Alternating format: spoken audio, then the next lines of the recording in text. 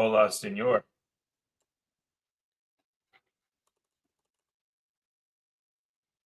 Buenos días. Buenos días, señor. ¿Está bien?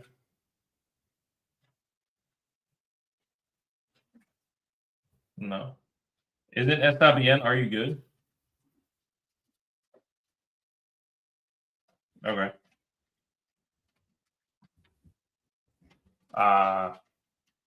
Right. Gotcha.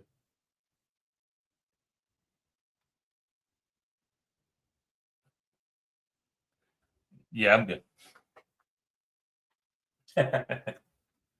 Awesome. We look good on Vivor and the stream itself, so we should be good. I got you beautiful audio coming through the spaces, bro. Yeah, man. Yeah, man. Yes, sir. Nice. I gotta get me some Kaspa shirts, or we can make some. We should make some. All right, let's kick it off. We are episode 22 of Live on the Kaspa Standard. Myself, Bishop, co-host in charge, Juan, at Glitchin888. I'm at LOTKS.kas. We are also at Live on the Kaspa.s on Twitter. You can find us over on video on YouTube at Live on the Kaspa Standard. We're also on Vivor right now, vivor.xyz/channel/TWTX podcast. And we're also audio available and taking your requests later on X Spaces, hosted by Juan at Glitchin888. If you want to send an energy exchange donation, we are LOTKS.kas or liveonthekaspastandard.kas. We're also on CastMap. So if you're new to Kaspa and you are a Caspian and you would like the people to know where you're transacting from, not your physical location, but your roundabout, for instance, it would be like the most popular place in your area. I'm in Delaware, and most of the places people just get hit right to Wilmington. I'm not in Wilmington, but that's where you'll see my profile. If you join castmap.org, you can use promo code Juan or Bishop to get you a little discount on premium. And we're also brought to you by BetterMelts. GetBetterMelts.com, promo code LOTKS for 50% off. That's GetBetterMelts.com, promo code LOTKS for 50% off. Other than that, episode 22. What it do? Let's get it.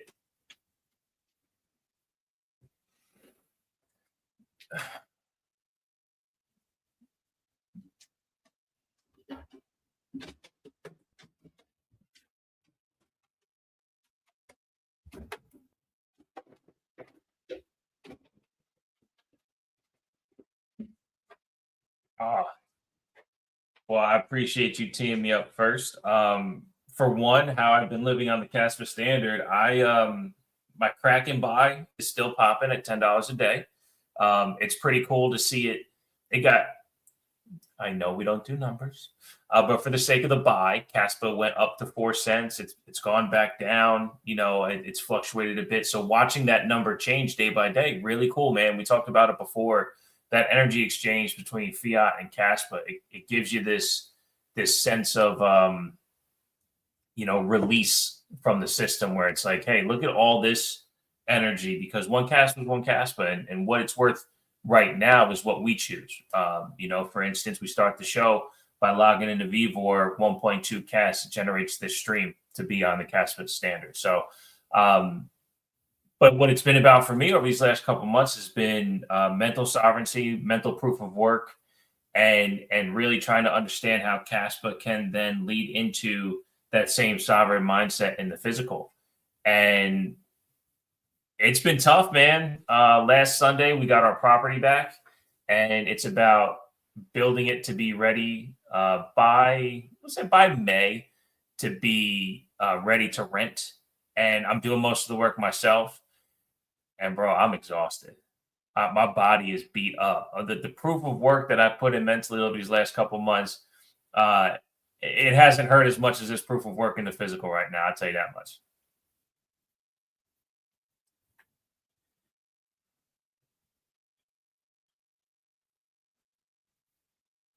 for sure.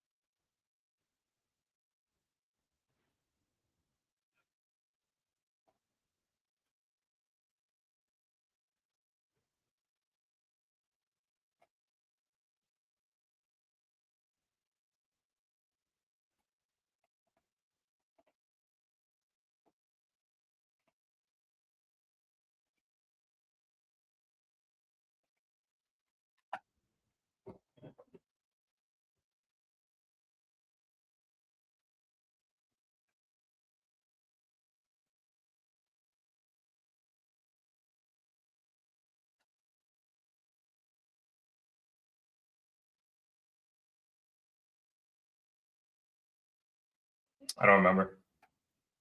Yeah, it's right around 300. Yeah.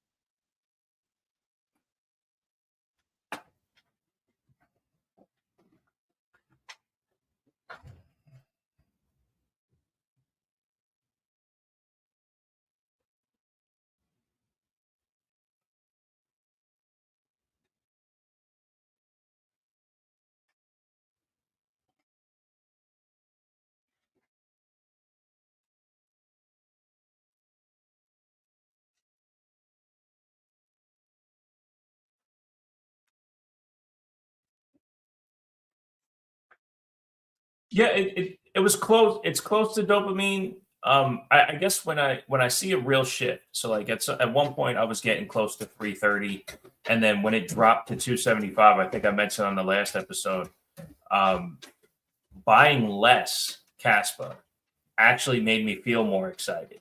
So I think as that number gets smaller and smaller, I'll feel more of that dopamine hit because it will then lead to the confirmation bias that I am in this for that selfish monetary reason, if you will. Like, yeah, I'm in it for sovereignty, but I think that bag's already set. You know what I mean? Like, I'm not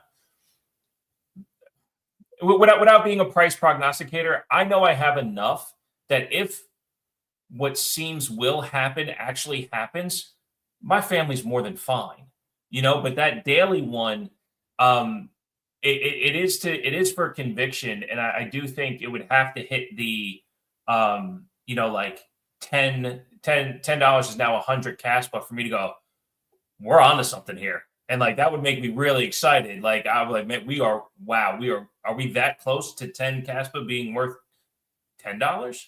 Or one Caspa being worth $1. Like the closer, like the smaller that number gets, I'll really start to feel like, oh my goodness, this sovereignty's really hitting. But until then, I think it feels like my part in just staying attached to it. Because if I don't buy Caspa every day, I guess I would kind of feel like a fraud. I would feel like I'm on here talking and engaging and not necessarily supporting because I feel personally limited in the amount of things I can do. One of them being, being here Mondays. Definitely, I'm here. ready for this. As Seb put it last week, we're building community. That's how we're building on the Kaspa standard. We're helping to build that community. So beyond that, that's the other way I know for sure that regardless of price, that $10 buy is my contribution. That's kind of how I'm feeling about it.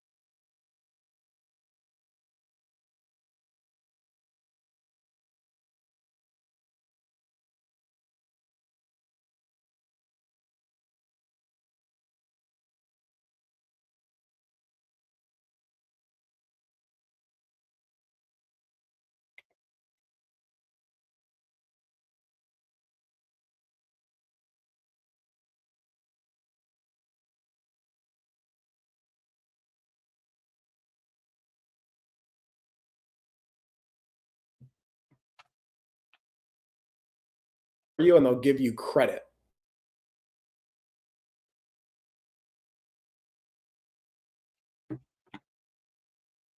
You, and they'll give you credit.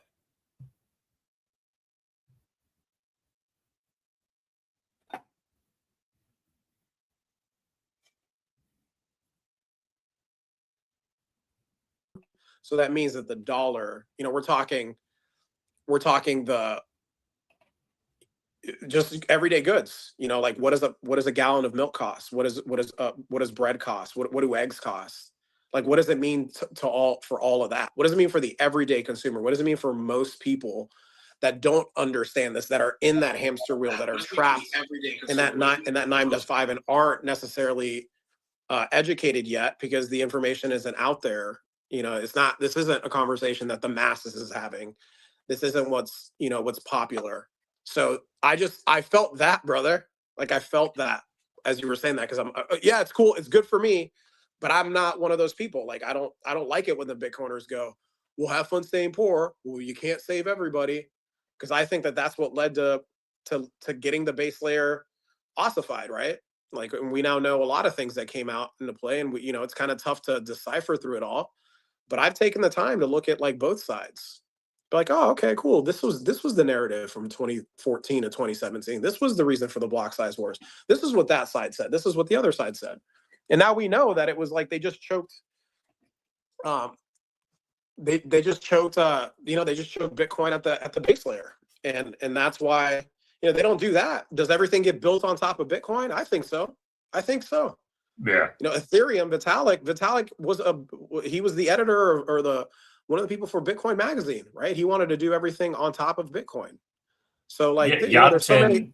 Jonathan gave his views as well and was kind of pushed to the side when it came to Bitcoin. all these innovators, all these, you know, forward thinkers, all these people, all of this would have been built on Bitcoin. So if Bitcoin was really the base layer, where would it be? Where would it be in nominal terms at this point, man? How much further along? And that's where I put a post up where I've responded to a couple, because I noticed like VJ getting out there and Onion. I hope we get to see Onion, but I've seen a couple of tweets out there about, I've seen the different approach that we're taking with these Bitcoiners. We're like not attacking like we have in the past. And we're more asking questions, which I do think is just a better approach to get more engagement and to open up that conversation. But it's like, yeah, we're all fighting, you know, you get us in the same room and we want to talk about the problems, we're all going to agree. Where we disagree, and where this echo chamber of X is, right? It's like we're the conversation, we're having conversation with the top, you know, 10, 20, top 10, 20%, maybe even 5%, right? And it's all of us infighting on like what the solution is. And I'm in this space where it's like, I do see people, and I've shared this so many times, like everybody, I'm talking, I don't give a shit if I've never had an interaction with you. Like you are a reflection of me. That is how much inner and deep work that I've done, that I know that I operate from the inside out. So a lot of people talk about like, oh, this is what's going on, these are the problems, and they see all that. I know that all of that is a reflection coming from the inside looking outwards. So you're never going to be able to solve all the problems in the world, but what you can do is take responsibility for the things that are happening within you and around you and see how you can be the solution to these problems. So that is what's had me vibrate in life at such a beautiful level, right? When I'm not attached, when I'm not looking at the world that way and seeing the problems and talking about that and then like going to the infighting and, oh, that's you, it doesn't work for me. So I go back to, okay, what is the question that I'm not asking? How am I not connecting to this person? Why am I not seeing it their way? And I typically can get there. That's you want to know how I onboard people and get to the conversation. That's how, because I'll share from there, and then there's a connection, and then they ask another question, and I'll ask a question, and then it leads to, oh, by the way, do you have a phone? Download this. Let me show you. Right. Oh, it's like it just fucking flows, bro. So. Yeah, no, I went off on a little tangent there, but yeah, brother, it's like I'm feeling it right now too. It's just like these conversations are more important now than ever. I'm feeling the energy of people coming to us. I just had an old business partner, bro. Like this morning, I got the most beautiful text, from an old business partner who, back when I had the systems going and had the money flowing. We've had some conversations over the past few months, and we're like, okay, where can we work together, here, there?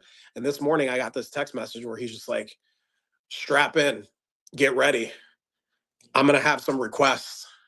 We're going to need some of what you got. And I'm like, let's go. Nice. Let's go, man. So and it's beautiful, bro. Cause it's like, oh shit, I'm getting goosebumps here and thinking, because like now I'm connected to this beautiful community, and I'm having conversations where like I love the problems that we're talking about, and then talking about the solution and being a part of the solution. And it's like the connections that I have and the resources that I'm tapping back into, and then just vibing. Like, had I known what I know now when I had the business rolling the way I had it rolling, I just know that I would have been able to connect people here and there, and that's what's happening, man. And it's like, I see a couple people in the spaces. Like I've had Moose reached out to me with a few things that he's working through, and it was awesome that like he confided in me in what he was looking, and just like what he was dealing with. And it was just like, bro, I love that someone like Moose, right? Like Moose, and the stuff that he puts out there is very, very in depth and takes a level of understanding to kind of get it. But the things that he's talking about are the things that are super important, and how to approach it. And then we got my man, I see Jason on here, and he sent me a message. He's like, bro, where's beneath the surface? Where's beneath the surface? Like, hey, have I missed the last couple episodes? So, a couple people have had to go do their things and haven't been like as tapped in. Yeah. And I'm just letting them know, man, we're still here. We're going to show up consistently no matter where the price is at. And we're going to talk about real shit and relate it to people. So Yeah, brother. One of the things you mentioned before, and shouts to George too. Can't leave him out there. George is always here, bro. I George know, is always here. I know. It's just you mentioned everyone else. Love you, George. Also shouts to Tiptree. He's watching on X and said there was no sound, so I was getting the logistics of that squared away. I made a misclick of a button when we started, so the first 12 minutes I'm gonna have to repair that video on YouTube. But no, one thing you mentioned was from the inside out, and we were speaking yesterday, and this is what's so great about what we do when we show up here, is that we do talk during the week, but we don't exhaust ourselves. We actually kind of prepare ourselves for more material without going, hey, let's talk about this. You mentioned something to me yesterday, and I explained it to you how it felt from the outside looking in, and the way you brought it up was from the inside out, and I was like, holy shit. That's where the frequency is generated. We create our frequency and we understand what we project from the inside out. So when you mentioned, like, you talked about my $10 buy and you're like, what's it at? And I go, I don't know. And I don't know what it's at because the $10 buy helps the foundation of my frequency, right? I get to interject with sovereignty every single morning. Like I do look at it and I get the push notification that says you bought or that the buy was executed, and then it's another notification that says how much it's for. I look at both and then I swipe it away and move on. I did, and I'll be honest with you guys too. I sold $100 or I transferred all on Kraken. Shouts to Kraken. You can use the link in our description. $50 for both of us, and I split that 50 with Juan. I will. No one's done it yet, but I will. Anyway, my point, I sold $100 USD of cash when it was at 4 cents. So I swapped 2,500 cash for 100 USDG. That's what Kraken has. And then I reset a buy at 0.33. So I can turn that 25 to 3,000, right? I'm playing with $100 is what I said to myself. I've put in about, I think I said 280 last week, 300, maybe I've done it. So I'll cash out 100. I'll do Buffalo style, right? It went up enough. Let me cash out 100 and play with that because I'm plus money anyway, right? Like I didn't lose any USD on it. So I'm playing with it just to kind of see if maybe I can gain 500 more cash. But I'll tell you this much. I don't like it. It doesn't feel good. Doesn't feel good to try to game it this way. Like it's a smart financial thing to do. Like, watch the charts, analyze all that stuff.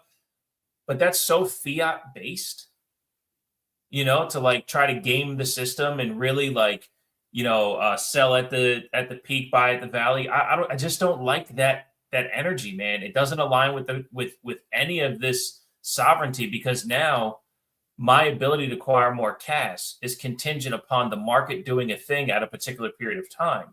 I don't like that. That doesn't help my frequency. So once I settled on the notion that that's what that area is, I truly don't think I plan on doing that again. If it drops to, I think it's 3 1/3 cents, right? So if it drops to 3.3 flat, it'll execute, and then I'll get 3,000 cash for the 100 USD, right? Cool. I'm not doing it with anything else though. I moved another X amount of cash to cold storage. I reset up our LOTKS wallet, so both of our KNSs, they're in one wallet now, and it's on a mobile wallet. So now I just have to backtrack all the deposits that we got and put them in that wallet as well. And then everything will be centralized in one place. Like everything, we kind of just been flying by the seat of our pants a little bit when it comes to, the structure of, let's say, LTKS business, that we're trying to. So like, as I was playing around with my downtime after putting in the physical proof of work, these little things started popping up to me. And I was like, okay, let me do that. Okay, let me do that. So now like things are going to get a little bit more focused, but dude, I apologize. We've been talking for like a week of editing down some videos. I haven't even turned on YouTube till today, man. Like this proof of work has been. the proof of work's been kicking my ass, you know, Oh, and yeah, I know you know that, I but get it. it's, you know, I hate saying I'm going to do something and it not happen. It's a thing for me, you know. I like to hold up my end of the bargain, but yeah, man. So generating the frequency from within to impact the out is something that is it's truly hard to quantify because it's not based off of tangibleness, right? Like the outside is tangible, the inside is not something that you can see, you can only feel. So you can describe it the best you can. So I hope those who are out there, you know, vibing in this frequency with us, you know, I'm not saying, you know, fuck material things, because I'm working on a house to make it more material so I can get more fiat to do more things. But the baseline of where you go, that a big reason why us being on Mondays is that baseline for the week to really get frequencies in line so we can just to that next level as the week goes on.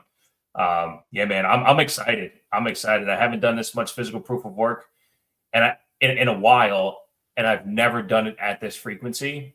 I got overwhelmed yesterday because it was for the first time. So many projects within what we're doing started getting put on a list. So I was like, holy shit, this has to get done. And of course, shouts to Pastor Juan. Well, what's next? Right? What's next? That's all you can do, bro. What's next? You can't do 7 things at once. You have to start with the next one. So that's what I did last night when I came home after we had like this massive discussion between me and the wife and a contractor. And I'm setting up appointments to meet more contractors to get different estimates. And I'm just spinning and just spinning. I was like, wait a second. What do we have to do first? She goes, well, you got to build that wall. Okay, I'm going to do that. I'll make a list for the other things because I don't want to make 100 trips to the store. Let me prepare for the thing afterwards. But yeah, so it cleaned up a little bit, and that rush of anxiety that I usually get where, you know, I can't sleep at night because my brain is cluttered with all this shit. Nope, everything kind of smoothed out for me. And I was like, okay, here we are. Next step, build the wall. But you know what I'm doing tomorrow? I got to go shopping in the morning. I got the podcast. I got a brisket on the grill upstairs. Ooh, I'm good, man. I had some brisket yesterday, bro. Some Texas brisket yesterday. Ooh. Yeah, today is you know, Wednesdays was my therapy day. I took off, so I'm going every other Wednesday. So Monday is going to transition into the day that I need to realign my perspective. Because if not, the monotony of every single day, you lose yourself. In my experience, if you end up doing too many things too many times, you just end up losing yourself. It's a great reason why the weekend exists. But as an entrepreneur, as you know, when you're working for yourself, there are no days off. There is no 9 to 5. There is no Monday through Friday. So if you don't set that time for yourself, you'll lose yourself. So Monday is going to be my day of, you know, of reflection and reorganizing and realignment with frequency, and I think that's gonna heal me pretty well. Yeah. I'm excited. That's awesome, bro. Yeah. No, I already see and I feel the evolution in you, right? And you know, one of the things that I hear there, and to reiterate and kind of have hit home, and one of the things we talk about here is like with Bishop, he would often be like, I don't hear you asking it as much. Like, well, what does that look like, you know, a year or two from now? And it's cool to bring yourself there to get excited about it, right? Because you want to talk about living into a future that you're trying to create for yourself, right? Where it's a detriment to us. And props out to, I'm gonna shout out Eckhart Tolle, The Power of Now. Everything happens from right here. Everything happens from right here. And he says in that book, one of the greatest human tragedies is that we never truly experience life because we're never right here. We're constantly either thinking about what's going to be or what was. You know, so when you find yourself in those moments of anxiety and thinking, oh shit, like I got to do this, and there's fucking 20 things on the to-do list, you got to bring yourself to right here. Like, what did you do? What can you do? Where are you? And for me, it's like as simple as like focusing on, you know, if like I'm out in nature, like just looking at that tree, like just be a tree, man. Like that tree's doing just fine, just being there, right? And so I'll do that. I'll bring my focus to like one thing, and then take things from there. And bro, there's a lot of these little practices that I've been able to instill being out here, because I'm out here by myself. So I'm not, I'm going to fly my son out next week. But this has really been a reset for me, and to get out here to be at this house and in the suburb, and really cool to connect with the people that I've met just like walking up and down the street. But one of the things here that has really hit home is just this whole appreciation for what I've been able to experience in my life, and then understanding why I've been able to experience that. So to really like look into what have been the formulas that have allowed me to thrive and experience life at this, like you like to call it, a level 10. I call it just a level of being right here, right now, and fully fucking living full out, like in this moment. And it's really been, these little tools that I've been able to use and implement for fucking 20 years, man. It's like it's not easy, but you can, and it's really about putting these practices in, putting these practices in that bring forth that the desires that you have, the goals that you're trying to shoot towards. And for such a long time, most of us, like the people that fucking make it in this fiat based system, I've talked about it. Like I made it over there, but what did it do to my soul, my body, my energy? It's like I was disconnected from most people, and like I didn't have community. I don't talk to anybody from like one of the jobs and one of the contracts that I had. Like I was ruthless. People didn't like me there because I had to be. It was like I had to win, and you lose if you're like around me, because this is competition, right? And what I see with these protocols, and again, building from a decentralized protocol, building from the ground up, you have to be of value to the whole ecosystem.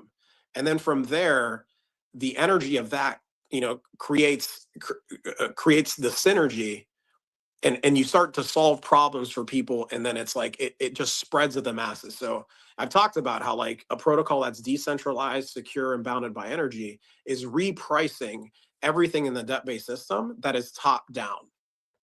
Right. And that's one of the things that most people do not go there first, because you come in from the debt-based system thinking like, oh shit, okay, like what's it priced at? Oh, how much money can I make? And that speaks to what you talked about, right? Like Yeah. we've been having these conversations long enough where you're operating from the bottom, you're operating within the protocol, and you're like, okay, if I put in this proof of work, then I'm going to be taken care of. Like you're already thinking your time preference is extended, brother. That's what it is. So like when you take the little gains that you see in Kaspa in the short term, and you try to take the $100, and then you're like, oh, there's a disconnect, because you're like, it's not aligned with where you're operating, because you're looking at things long term. Because at the end of the day, what you want, it's not the fucking dollars and the gains that you want. You want the experiences and the home, the reason we buy things and services and we have stuff is because we want to experience that. So it's not the money that we want. We want the experiences that money gets us, right? And it's really difficult because we've been programmed this way for such a long time, right? And going back to, let's take it all the way back to the Federal Reserve, when that was created in 1913, and we really incorporated this debt-based system. People started to mortgage their fucking futures to live today, for today. And that goes to like one of the things that I talked about. I tweeted about this, and I wanted to have a conversation. And when we open up the floor, I'm curious on people's opinion, because it's hitting home more now than ever, right? It's like I've shared that I have Bitcoin on Coinbase, and I know that that's not my Bitcoin. I know that that's me participating in the debt-based system, right? Like it's been financialized, and it's a tool in there. And by the way, like Bitcoiners kind of talk like, oh, you can collateralize the best asset. Coinbase now allows you to collateralize Cardano, XRP, Ethereum. All of them are open now. It was Bitcoin for a little bit. So what are they doing there now? And if they ever list Kaspa, I'm sure Kaspa is going to be a part of this too. But I think it's important to have that conversation, because, hey, I get it. I right now have to use, because I have a good amount of Bitcoin. That's how I'm paying bills, because like I don't want to hold. I understand the energy behind holding the fiat as savings. Like that's not what I'm doing. So I do have to play the game. I understand the game. I've studied it enough. I know where I'm at. I understand the game to a certain extent, where it's like, all right, let me play the game and do what I got to do. But I'm putting in proof of work now, because had I known what I know now and had found Bitcoin and been able to, let's call it dollar cost average and little buys of Kaspa or Bitcoin back when I was breaking it in, like I'm going to be soon, dude, I'd be throwing money at so many projects right now. Like, and I know that that's the future, Juan in this ecosystem. That is why we're building community. Like, this is about lifting each other up, finding solutions, trying some shit out. Some shit's not going to work, bro. I've been an entrepreneur. Like, you think everything that I've tried over the last 2 to 3 months has worked? Right. Hell, no, Right. no. A couple of things are sticking. I know the game. I know I got to throw some shit at the wall. Some of the stuff's going to stick. Some of it, but when it comes back, it's going to be like that message I got this morning. Juan, get ready, bro. Get ready. We're going to put in some orders. You get ready. I'm like, all right, cool. Let's do this. I'm ready. I'm fucking set up for this. What I do my meditation and my yoga and my stillness. That's all to take in all the energy and solve, help solve the problems that I know are my problems. Like, when I look at, so for me, like, when I look at these situations and these problems that are happening out there, if it like gives me any sort of, worry, anxiety, any of that, it's like, okay, how can I be a part of the solution? Like, that's where I am, bro. That's where I'm vibrating. That's why we're doing this show, to have the conversation, because these conversations are super important. And there is something special about a Caspian, because like you had to have continued to question and like not stop questioning. We've talked about on the show that it's not about Kaspa. It's not about Bitcoin. Those are nouns to ideas. It's about execution of solving problems that are out there that we're all experiencing, right? So Kaspa is the best iteration from a proof of work standpoint that is putting that out there to where I see it and I'm vibing in that energy. So I want to be here. I want to have these conversations. But you've talked about it. Like, the way you say it, you're like, the moment Kaspa lies to us, fuck it, I'm out of here. Right? I don't know if it's like that for me, because I'm gonna keep asking questions. But I'm like, what are the other options though? Like, I'm always gonna be like that. So I'm not afraid to have a Bitcoiner come on here and be like, but this, but that, but okay, cool. Come with the questions. Come with the questions, because we welcome them. Yeah. And yeah, going back to that whole looking at the collateralization, and like, again, I got an email this past week. Strike is now, so they've allowed collateralizing on Strike, right? And by the way, their deal sucks compared to what Coinbase does. And I know they talk shit about Coinbase. They're like, oh, we're just servicing Bitcoin, but it's fucking hilarious, right? Because it's like, Strike charges I think somewhere between 9 and 13% to collateralize your Bitcoin and let you borrow dollars, digital dollars. And then on Coinbase, they let you take up to 77%, but they're charging right now the APR, and it's adjustable, right? But it's like 4 to 6% on Coinbase. It's like, why are you talking shit? And then and now you come out with a product where it's like, oh, now get Bitcoin or get credit. So give us your Bitcoin, the tool that was supposed to be to free us from all this shit, Right? From taking credit out. And I showed you the number. What was it? Like, if you put up 50 grand worth of Bitcoin, we'll give you a $20,000 Bitcoin credit line. Like, why the fuck would I do that? Right. You're just repackaging these fucking credit cards that has caused all these fucking problems to begin with, bro. So I have a major issue with that, and I see that as my problem now. So it's like, I gotta fucking start talking about this shit, and calling this stuff out, because listen, I respect Jack Mallers to a certain extent and what he's done with Strike and like trying to solve these problems. But you've had Kaspa thrown in your face many times, and you're just like, now you're building this layer 2. You're part of the fucking problem now, bro. In essence, like if you're not acknowledging what's actually happening, you're a part of the problem. Yeah, those credits and loans are in essence a layer 3 or even a 4. When you look at the transition you have to go through, right? Like, it might be set up on a 2, but you still have to then go even down to rely on the cash to pay yourself. And I know that's different logistics, but or that's more logistics than computability. But like, is it even layer 2? Like, does it even benefit Bitcoin whatsoever? No, it's all custodial bullshit. It's basically, if you held Bitcoin, right? And I go, hey, Juan, I have 1 Bitcoin. I want to give you that Bitcoin. Can you loan me $60,000? You would go, yeah, dude, I got you. Pay me back at 24% interest over time. What part of that benefits Bitcoin? right? Maybe there you go. Maybe if I send you the 1 Bitcoin, it's actually healthier than what these guys are doing on crypto.com, right? Like it acts that 1 Bitcoin sent to you for the 60K, or I put it in let's say I put 1 Bitcoin on a Tangent card, and we put that Tangent card in a safety deposit box that we both have the key to, and we both have the thumbprint on, or some shit like that. Like it's oh, this shit blows my mind, man, because it's when you mentioned this to me, I had just got introduced fully through definitions, because I've known about this before, to this thing called a DSCR loan. And this DSCR loan, I just want to get because it's debt service coverage ratio loan. Okay. And my point of bringing this up now is that I know we didn't quite finish talking about what you're talking about, but it involves the same type of truth. And the truth is that money's fucking fake. Money is fake. In the debt-based system, yes, I agree. Well, they put Bitcoin in that debt-based system. Yeah. And they gave right, and they're faking it for you. Like, oh, this thing that has a BTC next to it is worth this, so here's that. This DSCR loan, you don't have to provide any income statements, no W-2s, no tax returns. All you have to provide is a written and signed lease or payment history. So if there's no lease, but you can show like 2 years of rent being paid to this property, they will give you money.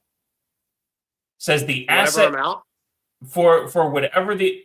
So of course it has to be on a ratio of 1 to 1. So let's say the property generates, $2,000 a month, and the 30-year mortgage payment on that property would be $2,000 a month. They will give you 80% of that. You got to put 20% down. They'll give you 80%. But if you're putting 20% down on an asset, and that asset has the ability to increase in value, you're not losing your 20%, right? They'll give you the 80%, and then you can do what you want with that 80%. It's backed by that asset's ability to generate revenue. But what about me, right? I could be a swindler, right? I could be someone, but like, well, my point is, like, that's what happens. That's what you create when right. when you mortgage whatever asset. It doesn't. We can talk real estate. We're talking Bitcoin here, right? Like that was. I wanted to bring that up, but like you're speaking to the energy behind. Let me have you hold what people actually want. They want the asset, the hard asset. Okay. And then what I'm going to do, since I'm going to hold this for you. And even though you can't afford this, right. I'm going to have you mortgage your future, and I'm going to charge you 13% for that. Now you're a slave. Now you're in the debt-based system. That is not what this was all about. Right. One of the things that I talked about, and I think that has me vibrate with this shit differently, is I personally didn't take a credit card out. I'm 44 years old. The first credit card I took out was when I was 36. And I had enough cash. Like, I didn't take out more credit than cash that I had, because I did not want the feeling of like I owed you. And then I made sure that they were 0% credit. Like, I understood the system at that point, but I was still scared to, like, I'm not going to mortgage my future. Right. It's one of the reasons I personally never bought. Living in Miami, it's been a different type of lifestyle, but like I didn't want to mortgage the house. Like, I didn't understand why so I'm going to take this job and then I'm going to take out a mortgage for 30 years. And I'm just giving you my mindset on like why I see this difference. So that's what you're doing. You're mortgaging your future. I see it with my friends. Like, I've had my friends had to come to me that have been in like some trouble here recently and over the past few years. And, they know that I'm doing pretty well. And I came from humble beginnings. So I have a bunch of buddies that like bought these houses and they're fucking ass backwards on these houses, and it's just like, I see what happened in 2008 in a different form happening all over again. Like we have more debt than we've ever had in human history. The gap between the fucking rich and the poor is widening and widening. Like, I understand how these people get rich. They have enough of the assets where they can collateralize that bitch, and then they have access to these loans where they're not paying 13%. You think Jack Mallers and Strike is paying 13% to get the to have that money printed? So what they're doing is they're using fucking Bitcoin as the asset. Like, oh, they're going to end up liquidating people like they did with me and the Bitcoin that I had on October the 10th. They're going to liquidate people. You're going to mortgage your shit. You're going to lose the fucking asset that you actually want to hold because you don't know how to live for, because everything that's being thrown at you is like, don't sell your fucking Bitcoin, borrow against it. That bitch was supposed to replace the dollar. Yes. Not help it. Right. Not fucking like prop it up. The dollar is the problem. And like Bitcoiners stop talking about that. A majority of them. The ones that are silent, they're over, or the ones that are silent or understand the issue, they're over here with Kaspa already. And I have a couple buddies that I've talked to. They're like, no, we see that, bro. Yeah, I understand it. And they've gotten a little bit of Kaspa because they see what's happening within Bitcoin. So these products that are coming out, the ones that the Bitcoiners or the influencers that are talking, the ones that are promoting these collateralized loans, like it's becoming so commercialized, and we're just repackaging all the same shit, all the same problems that we've had for all the stuff that we're trying to get out of, bro. Yeah. And again, the way I see this too, bro, it's not, I don't look at it like it's them. And I don't even blame people for being where they're at. Like, I just want to bring attention and energy to the conversation. Sure. And have it and come from a place where, no, this needs to be talked about, because let's talk about what it actually is. And I'm not pointing the finger at you. Maybe you've been fucking suckered into thinking that, but like, think a little bit for yourself. Don't be a parrot. I don't want to hear there's no second best. Have fun staying poor. Like, fucking think a little bit right now. Like, think about it. Why do you hold Bitcoin? Okay, cool. And you think only 800,000 transactions is good enough? We got my man Onion on here reminding me of how he instilled that shit like deep into my fucking brain about Fedwire does over 900,000 transactions a day. Those average transactions are $5 million. Right? Those are big entities, big corporations that are out there transacting. It's like when somebody's smart like Onion, or like we start to have these conversations, it gets shut down, bro. It gets shut down and people don't continue. And that's where the conversations need to continue to go. So yeah, so it's like when I got that email, bro, I wasn't celebrating that. It's like I went off. I sent you a voice note and let you know how I felt about that. Well, it just shows, if you can, like I was explaining about the DSR loan, what they're doing with Bitcoin is, if you can show the perception of value, they have no problem giving you a shit ton of fiat to make you think that the value is real. And that's where this de-evolution of the dollar has really come into this particular. So again, I'm a very plain numbers guy, but these numbers are real. I bought this house for $98,000 15 years ago. It'll be in 8 days. So on 3/31/2011, I bought this house for $98,000. I only had to put down 3.5% to actually obtain the property. So if we go up, that's $100,000. I had to put down $3,500. I've put in probably a total of $50,000 into this house. If I do this DSCR loan, they'll give me $100,000 cash. They will give me all of my money back plus $50,000. And I say that because the rent has paid the mortgage for the last 15 years. Then I don't have to fucking do anything. So this, I go, hey, look what this is. I leveraged everything. I used other people's money, and now I'm sitting on 50,000 clean. Oh, and I still have the asset. It's in my name, and then I get to generate, $2,200 a month in rent. Why is that asset worth $300,000 now? Why? That asset should be worth $50,000, right? But no, we have this thing called inflation that devalues the dollar. Are you fucking kidding me? Yeah, well, and the reason they were able to do that is because of the way the system works. So like they need the value of your that's why the price in nominal terms of Kaspa and Bitcoin is designed to go up forever. So when you hear that, because it's repricing all of this stuff in the opposite. So when there's lulls in the market, or you call it the consolidation, or you have what's happened over the past year, the bear market, right? It's just the financial system being like showing its fucking leaks in the system. And then they have to come out and be like, all right, now how are we going to get more liquidity into the market? How are we going to get more money into the system? Because obviously we're running out of it. We're running out of the real money. right? So Right. the real money you're talking about is the 3,500 you had to put down, the 50 grand that you had to work for to put in. And now because all these systems are in place, they have to print this shit out and kick the debt out. And when they do that, here's what most people don't fucking realize. When you're printing that money, the people that save and work for that money are the people that are fucking being hurt the worst. Yep. Those are the people that you're getting stolen from, because you and I have to go work for these dollars that we get paid in, and those dollars are worth less and less over time, right? So that's why that's why Bitcoin made sense. Like when it came out, it was so fucking beautiful up until 2017, we'll call it, where like all this shit split and started to do this. And I think all the shit splitting and the block size wars and all these people like even Vitalik, and he was an early Bitcoiner, and then having to be like, well, I fucking see the culture over there. I'm not going to stick to this. Like I got to go do my own thing. Like imagine what it would be like if we just had the base layer of Bitcoin and all this shit being built on top of it. Yeah. Right. Some of the shit would have worked out. Some of that's the true free market. And I think some of the Bitcoiners, like, that's where they're at. And that's why they call some of this other stuff shit coins. I get it. I understand. Because some of the stuff is like shit. But it's just like we had to have something like Kaspa. And again, the base layer, for me, that's the biggest thing. We got to have the base layer be like, you can't force me off of it if I don't want to. Right. And if I want to build on top of it, like shout outs to IGRA, shout outs to, the Cascat, all those guys building on top of Kaspa. Like, I love it.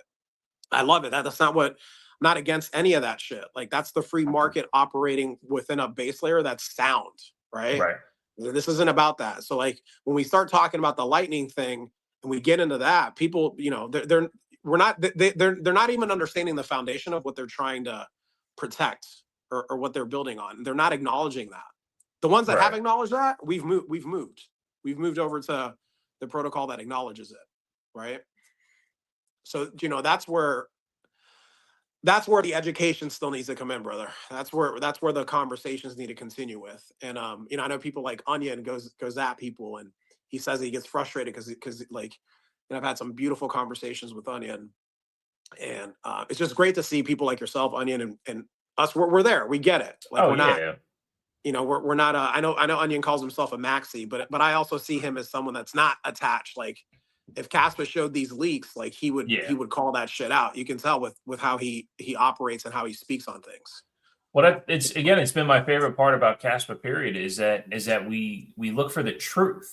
So like when I said, if Kaspa wants to bring me a reason to tell them to go fuck themselves, I absolutely will. But in the Kaspa community, I wouldn't be the only one pushing back because I see this thing that's worth pushing back on. And that's because this entire community operates in truth. So when something looks off, we say something. So far, it's been really good. When Kaspa.kas was building, I know Ankit had some things to say before it actually launched, just trying to hold them accountable, right? And that's just the nature of Kaspa. Like, operate in truth. Where do we go from here? And that's been my biggest ability to step away from Bitcoin maxis in those conversations, because there's a thread from this past week that I was on, going with some. I sent you a screenshot, and you weren't in the Twitter phase at the time, but what I was really just asking the guy was like, but how does this help Bitcoin, right? I think the conversation led to what would the fee structure look like for Bitcoin? And his answer truly was to maintain hash rate, that they would incentivize in the real world to produce the miners, not incentivize within the mining to reward the miners. So give you a credit for plugging the miners in, which is something I brought up months ago, that, Bitcoin's good forever. With as much as the American government and the Chinese government hold in Bitcoin, they will absolutely make sure people can plug that shit in for free, regardless of the reward.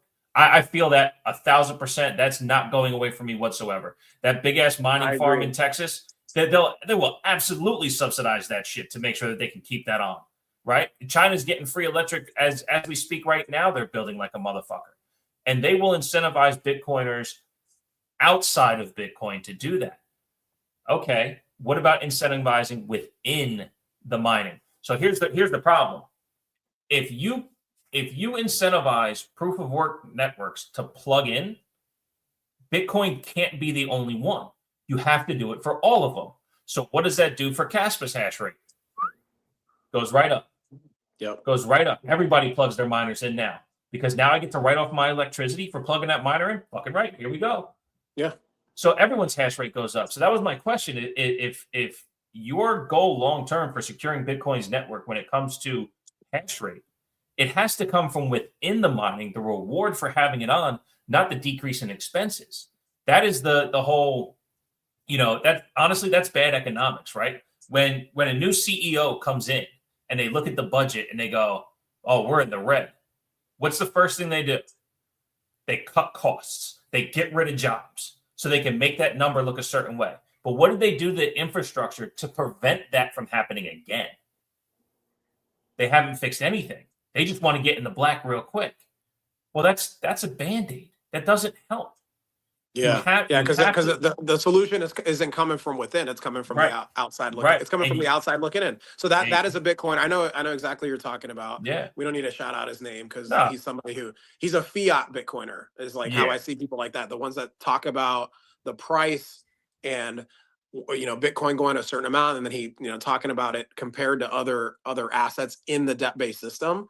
And that's where the missing link is. But bro, you're speaking to these truths that it's interesting to see that they don't see that yet. And it's almost like you gotta keep bringing that up. Bringing that up because okay.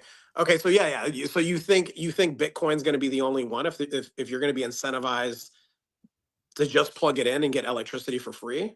Then within the network, like how does that benefit people within? So obviously it makes sense that Bitcoin has all these financial tools and it's being financialized and it's now a part of the debt-based system, right? What I do wonder, and I wonder if you have an opinion on this, like, because I do hear some Bitcoiners talk about how, well, it's the Trojan horse. It's the Trojan horse. Like this is going to be a way to have Bitcoin kind of come from within and then show what it can do. But then my issue with that is like, all right, but what we know what it can do. It does fucking a block every 10 minutes. It's limited at 4,000 transactions. You guys act like that's not a big deal. So again, who's gonna use how is Bitcoin going to be settled and who's actually going to use it? Like it's not for the everyday person. It's not built like that. So that's something that. But the Trojan horse to what? Well, that's what I'm saying. That's why for the Trojan horse to CBDCs. Yeah, exactly. To propping up the dollar. Well, that's what like Saylor talks about. Saylor's like, oh, we shouldn't talk about like getting rid of the dollar and all that stuff. And it's like, no, that's what this whole thing was about. It was about not having our fucking economic energy and value being inflated away. So now you're telling me, let me try to get to 0.1 Bitcoin and then live on the illusion that 0.1 Bitcoin is going to be enough. I'm going to be a millionaire. Like $1 million is going to be enough in fucking 30 years. Right. It's not enough today. Like I got there in 2023 and I lived in Miami and it was like, that shit fucking goes quick. It's not that much money anymore. So like we're still talking about like $1 million. Like it's a lie. It's not. You have a family, you have people that like depend on you and care about you or that you care about like that. It's just, it's not that much fucking $1 million isn't that much money anymore. Like inflation. So these numbers we're getting on inflation and all that shit. So that's why for me, it's like, I don't want to focus on the amount. I want to focus on these protocols that preserve my energy. So that's why going back to like one Kaspa is one Kaspa and then seeing how it's measured against the debt-based system and how it's repricing everything. So it's like we're feeling it, right? Like you putting in the proof of work. Yeah. I'm putting in some proof of work.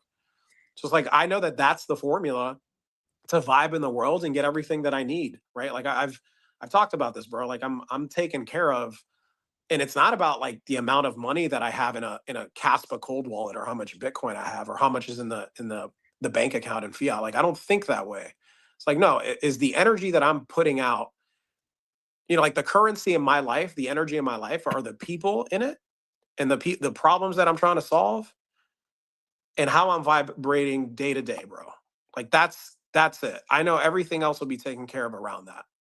you know, and of course I plan for things in the future, got to pay the bills, got to live in the debt-based system, but I see it so fucking clearly, and it's not running me, you know, Right. and that's there's an opportunity for the shift there. Just like, you know, you go back and study human history, and just like what was it that had systems collapse? Well, people finally fucking realized what was going on, and instead of fighting against it, that's why for me it's like it's not about left or right, this person or that person. That's why when I fucking hear these people and they're in Caspa too, and they're talking shit about this or talking shit about that, it's like, okay, but what's the solution here? Like, why aren't we talking about the solution and moving towards that and move people towards that, especially if you're somebody who has a following, you know? So I see that as my responsibility. Like when the energy gets there, like, bro, like we don't need to focus on that. Like, let's go over here. Let's go over here. We're fucking opting out. Like shift your perspective to something that actually serves you and you can control, you know? So that's where I go. That's where I go. And, you know, anybody that follows me, has a conversation with me, that's where I take you. That's why it's like, well, what can we do right now? Like we're here. And that's where we got to shift to, bro. And we do that. We do it. Enough of us do that. The other system fucking falls apart. Like we're not a part of it. I'm not a part of it. Like when is shit gonna be a good? Today, like right now. Today, things are better. Things are better that for me because of my perspective and my views and what I've been able to you know realize in my life, and that's what has me vibrating like this, brother. And it's like, you know, so when is it going to happen? You know, like people ask that question, like when is all this going to happen? It can happen right now. Right. To shift in perspective. Well, that's where, you know, again, we got Crypto Odie, Banana, Izio Dev. I apologize to the others if I don't know. Jason, Moose, George. Well, but I know for sure that those three are using Kaspa as a medium of building.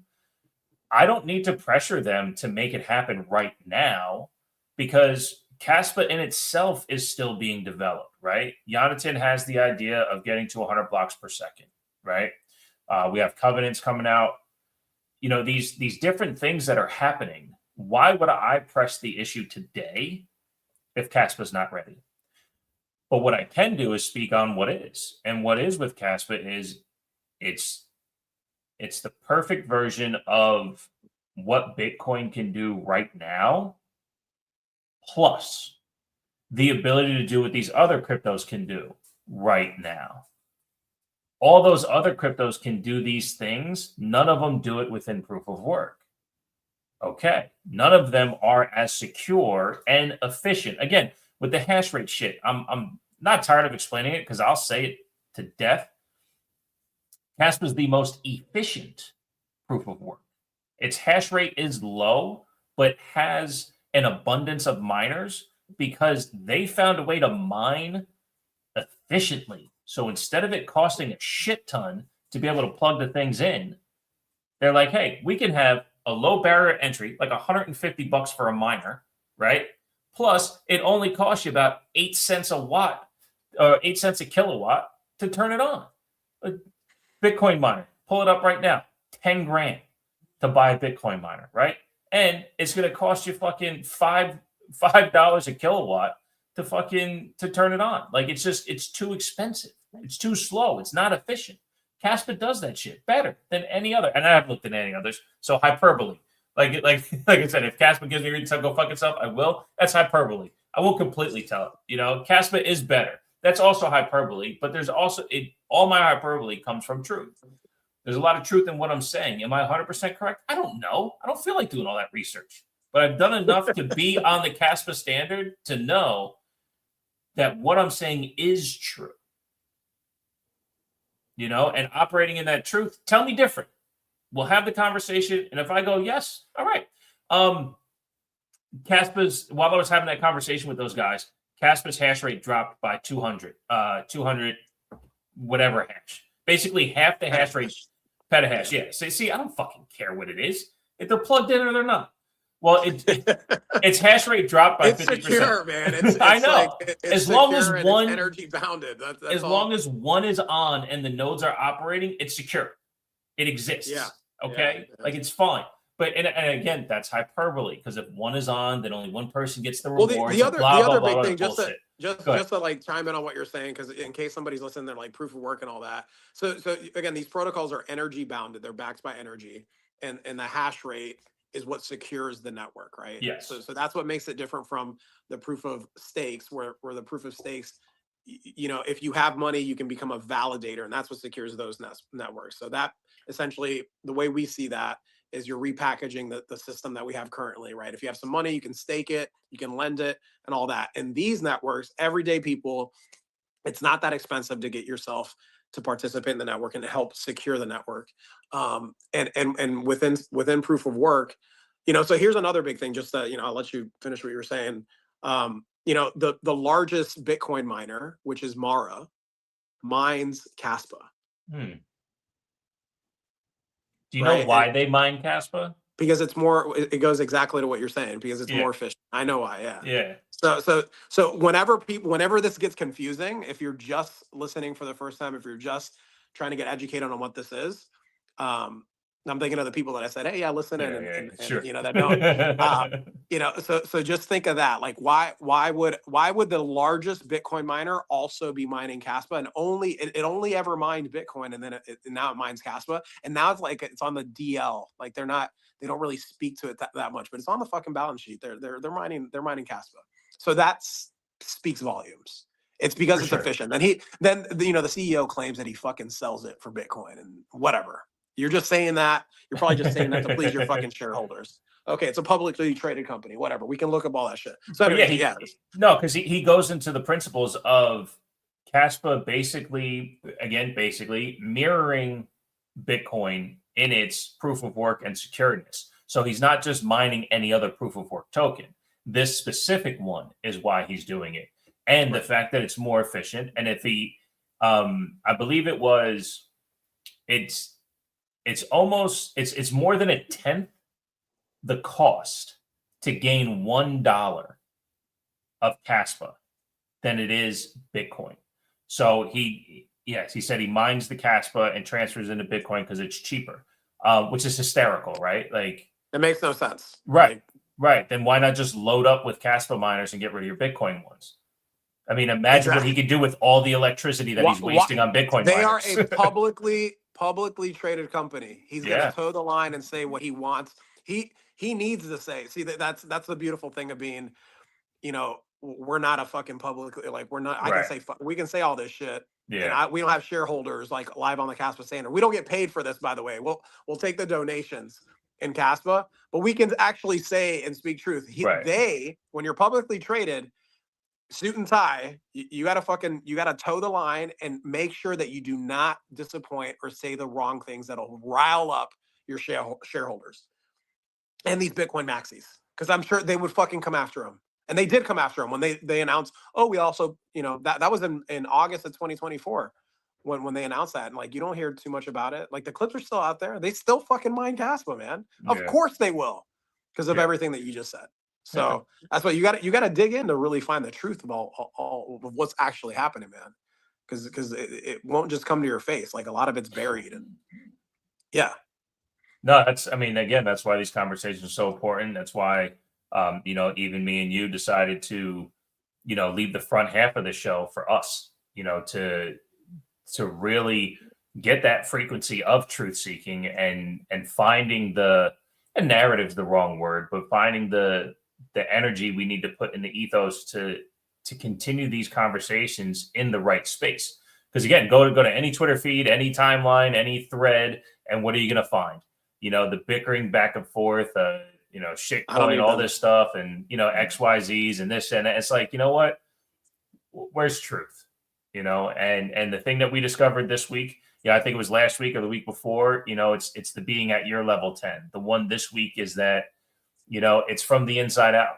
I love that. Generate your frequency from the inside out. Again, that's my $10 buy. It helps me understand where my frequency is aligned. It's aligned with sovereignty and the notion that when Odie and Banana and Iziodev and everyone else building on Kaspa, when that is done, when that is finished, when that is in a space where when somebody goes, oh, well, what can Kaspa do? Well, it'll be more than a messaging app, shouts to Iziodev. It'll be more than a POS system, shouts to Crypto Odie and Banana. Like, it'll be more tangible to talk about. But where are we now? We are from the inside out. So the inside, this is what Kaspa brings us. It brings us the ability to generate this frequency every Monday. Yeah, man. Yeah, we're all about being a part of the solution, man. So it's like problems are just contrast. They're just a reflection of and an opportunity for those of us that are builders, like you mentioned, like Odie, Banana, Izio, Dev, and the educators, Moose, participant Jason. Like Jason's, I've heard him on a couple spaces, bro, and like just tap in. And we can't just stay in this little echo chamber either, man. We Right. got to like be able to get the information and share it with the person, find an opportunity. It's not about you. How have I onboarded? It's probably close to like, I'm probably close to like 100 people that I put wallets on, because it happens every week. I haven't done it with anybody here though. Yeah, so I'll get back on that. But it really is about asking questions. Like, how do you do it? You don't come from like, oh, I want to onboard this person. Like, no, start from like, have a conversation. And eventually they're going to ask you like, oh, what are you up to, man? Like, what. So if you have an opportunity, it's the easiest thing. Have them download a wallet, send them. One of the contractors I talked to this week, he brought up Bitcoin just from an investment value standpoint. Like he was talking about in general about money. It's like, yeah, most people cashed out their 401k, sold their Bitcoins back in 2020, and I was like, oh, well, are you into crypto anymore? He's like, nah, not really my thing. And I was like, he's like, so what about you? I was like, the only thing I really mess with is Kaspa. It's similar to Bitcoin as far as it's being built proof of work. And, I went into a little bit of it. I said, but if you're interested in getting back into Kaspa, just, or back into crypto, just look up Kaspa, check it out. If you got any questions, just text me. Like, because he gave me his number for there you go. And I didn't want to force, because you were like, oh, well, did you? You don't want to force that, bro. No, like, that's not. Yeah. As we've said on this show, we haven't said it yet today. We meet people where they're at, Mm-hmm. and where he was is a former crypto guy who was like, fuck, it doesn't make sense anymore. I thought I introduced him to the one token that he could find on his own to make sense again. So, and hopefully he asks me questions later. Hopefully he goes, wait, are you Bishop? Like, like that'd be pretty like, cool. Oh, yeah, yeah, that would be. So, but yeah, man. Yeah, like a lot of what I see here too is like my skill set, right? It's like, what have I done? Sales, marketing, business, entrepreneurship. Odie brought this up. He's like, it'd be cool to like film Juan. I welcome that. Like, I do see that. I've dreamt about that. I've dreamt like that. I've been followed by a camera, and then like I have a conversation with somebody, and by the end of it, they have a Kaspa wallet. Like that would do a lot for people. So we're just not there yet, but it's gonna happen. Like we saw it happen with Bitcoin. Like, bro, we got to remember, Kaspa just launched in 2021. It's 2026. It's still crawling, like you said. We're still building. This is the building phase. There's going to be opportunity for that, and I know I'm not going to be the only one like that, right? Like, so meet yourself where you're at and how you're explaining it and all that. Like, don't be hard on yourself. Like, maybe. I know I talk about the numbers and all that shit, but I have a lot of experience on enrolling and onboarding people to think, like that. How do I, I've been a top 1% producer in everything that I've done. And it didn't always start out that way, right? Like it hasn't started out that way with the entrepreneur journey early this year. But I know that as long as my intentions are to solve a problem for somebody, right? And if they tell me and I see the opportunity come from a place where I can communicate that so that it's reflected back, like, hey, this could be a solution to what you're looking for. When you come from there and it's them choosing it, like that's where the skill and the repetition. I have a lot of reps at this, bro. So it's not the onboarding people to wallets. The reps, I have thousands and thousands of reps of finding solutions for people. And that's not, that's a skill that I've developed over fucking 20 years, so I look forward to being followed maybe one day and being like, oh, let's just see how many people we can onboard today. Like, that would be fun. That'd be fun to spend a day like that. Just not the time yet, but we'll get there. Hell yeah. We'll get there. That'd be cool to do that. Yeah, man. Well, bro, awesome. We're about an hour and some change in here. What do you think about opening it up to the floor and seeing if anybody wants to come in and be a part of the combo? Hell yeah, let's do it. I'll reintroduce the show and change the graphics so we can get this going. Bang and bang. All right, episode 22 live on the Kaspa Standard. We are at Glitchin888. That's Juan. I am at LOTKS.kas. We are live on video X at live on the Kaspa S. youtube.com/liveonthekaspastandard. Also on vivor.xyz/channel/TBTX podcast. If you want to send an energy exchange donation, LOTKS .kas or liveonthekaspastandard.kas. That's for me and Juan to just feel the love back from the show. Like I said, just an energy exchange donation. That's all. A little energy here, a little energy there. We are sponsored by BetterMelts. Get bettermelts.com. Promo code LOTKS for 50% off. Also, castmap.org. Promo code Juan or Bishop. Use Juan. He's got more credits than me. It just gives you a discount off of premium. You navigate it a little bit cleaner. You have more. You can create groups and have more tools at your hands. It's growing every day. We haven't checked the numbers in a while. Maybe if we get Seb up here at the start of the show one day, we can do another thing with him again. That was fun when we had him on here for a little bit. But yeah, those are the links. If you want to check us out on video, we do throw your comments up as well. And that's about it, right? Yeah, that's all the fun. Yeah, so if anybody wants to come up and it doesn't have to be on what we're talking about. You want to come up and share what you're working on, have any questions, just want to dive into the conversation, dance a little bit up here with us, feel free to request. Yeah, the second half's all for you. The second half's all for you. And just for the love of community. Right. There was times when we started this show at 12 and it started off the rails and never got on it. And we ended up, just all over the place. And not that we want to make sure that we talk about what we want to talk about, but we just want to feel more cohesive, and I think it was a great adjustment. It was Juan's idea, full on Juan's idea. I was like, you know what? Yeah, it's a great idea. Let's start with just us two, see where it goes. And the community will be the community. You guys, sometimes you guys don't have anything to say, and that's fine too, so it's our show, but it's also your guys' show too. So little frequency alignment to start the show.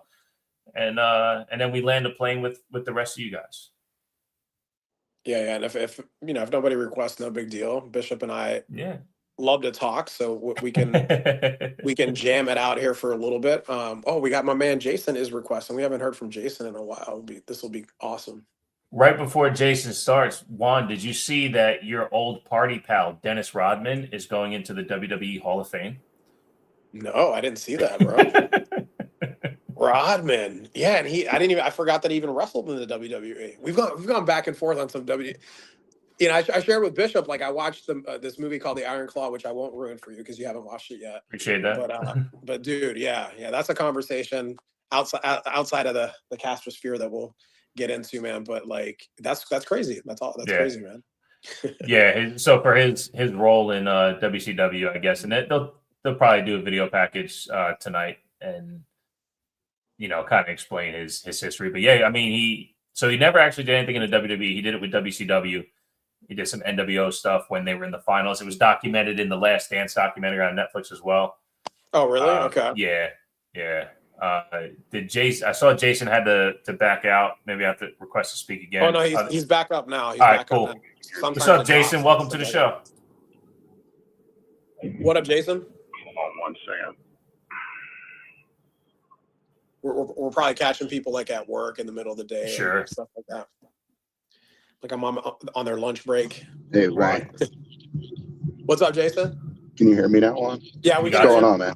What's going on, brother? Oh, cool. Yeah, I got connected to my car or whatever, so it was like kind of messing with me here.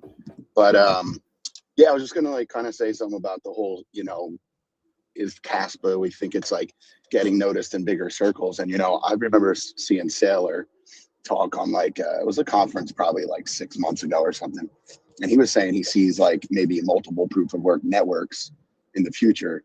So it's like sometimes I feel like as much as he is all Bitcoin, I gotta think that he's got to notice Kaspa somehow. Yeah, I agree with you. I've seen clips. There's been clips of him. There's not. It doesn't get pushed out there as much, but there's definitely clips of him being like, maybe Bitcoin is just, it isn't currency. And then he talks about the examples of what it could be. Yeah. He'll go to like stable coins, and there are little clips, and he has said things like that I think acknowledge that he obviously knows that Kaspa's out there at this point. The number one miner for Bitcoin, Mara, mines Kaspa. I'm sure he's aware of that. But again, yeah, the for him, BlackRock connection, and the BlackRock and all that, man. But you know, what it goes back to for me, it's just like, yeah, they can't say anything publicly because these guys represent shareholders that are all in on Bitcoin, and it's just not the time yet, right? But the leaks are starting to show. The leaks are showing, and then again, his shift with the narrative within Bitcoin. We've spoken a lot to that, where it's Bitcoin just being pristine collateral isn't what this was all about. I think they know this. They know that. They know that. They just can't speak publicly to it. Well, it's part of why I think they're hoarding it too. I think the reason why they're not making it accessible is because they know that it can't be that, or it wasn't supposed to be that. So they're forcing it, right? It's like when the U.S. banks took everyone's gold and was like, you know what? This is too easy for everyone else to stay away from us. We're going to hold it for you. So the fact that, you know, again, the U.S. government, the Chinese government, BlackRock, Strategy, they're all hoarding this very, I won't say user friendly, but this very sovereign asset that could be. And they're like, oh no, guys, trust us, we got you. But also to your point, Jason, I think every financier or investor of sorts knows it's worth diversifying. So if they find value in Bitcoin, they're going to find similar value, right? That's why silver has a similar value in kind to gold, right? It's a precious metal that's, you know, it's the cheaper version, if you will, right? But it's still a precious metal that is scarce enough to have solid value. They're going to do the same thing with Bitcoin for sure. Other proof of works. Yeah, and I go ahead, Jason, you're cutting out. You know, I was going to say, no way that, you know, these people in, you know, these finance companies, I mean, it's growing and growing, and, you know, they're talking about being a $50 to $100 trillion space. You're breaking world for a while, shall we say? But you know, I feel like there's no way that they don't find Kaspa, you know. Well, and it's so silly. It's so silly when they say those things. Like Rajat's dumbass, he's like, "Oh, Bitcoin's gonna go to $100 million." So I was like, "Well, I bet you it doesn't go to $100 million." Do the math on that. Do the math on that. And the thing is, break that down. Like I know you called him a dumbass. You know that you said that. But I'll back you on that. But no. Like do the math on that. How much money is circulating in the world right now? It's about a quadrillion. So what would happen? What would the market cap of Bitcoin have to be for Bitcoin to be at 10 million and then 100 million, like he talks about? So most people are going to look at that shit. And he's somebody, he knows he has a fucking following, and he's trying to sell his little programs on school and shit. Like, it is irresponsible to be talking like that, knowing that most people are just going to take your fucking word for it. Right. Yeah. Okay. Then you know, I saw somebody out there buy $6 worth of fucking Bitcoin. That's going to be UTXO dust. Those are going to get you anywhere. Yeah. She'll make tens. She'll make tens of dollars. Yeah, what's that? Exactly. You know what? That gets me on another point, because there's all this talk about Lightning now. You know, I feel like that's one of the big things that's coming up in the whole Bitcoin Kaspa circle. Like, as far as I'm familiar with Lightning, like when let's say Bitcoin does go to 500,000 or $1 million or something, is that going to push the transaction prices up because the fiat price is up? It has to, right? And like, let's say transactions are exploding, more transactions go up, you know, because it's going to be used, everybody's going to use it. So if you use Lightning as your, you know, your L2 to transact, I mean, now that's just going to raise the price of fees, you know, so people are going to be priced out. Yeah. You know who talks about this really? He's got a couple of videos up on it, and he's done some spaces on it. Is Onion. He was on here earlier. Yeah. I'm not I think I might have missed that one. You missed it. So, like, just to kind of reiterate what Onion has brought up, and it's fucking brilliant, and he makes the point. So he'll go and be like, well, what happens when 200 million wallets want to transact in Bitcoin? Well, what happens then, right? Well, that's just do the math, right? You're house out at 800,000 transactions a day. Yep. People aren't going to be able to move. So he's also given the example of, you know, FedWire. If we take a look at, you know, people talk about Bitcoinization and Bitcoin being the base layer and repricing everything in Bitcoin. Okay, let's do that. Yeah. So that means FedWire, which does 900,000 transactions a day on average at $5 million per transaction. Okay. Yep. They do that daily. So where are we going to be able to use Bitcoin? Like, the base layer of Bitcoin. We're yeah, not. of course. And if We're we're not. We're taking gonna have over, to. Yeah. So people we're don't talk taking about up- that.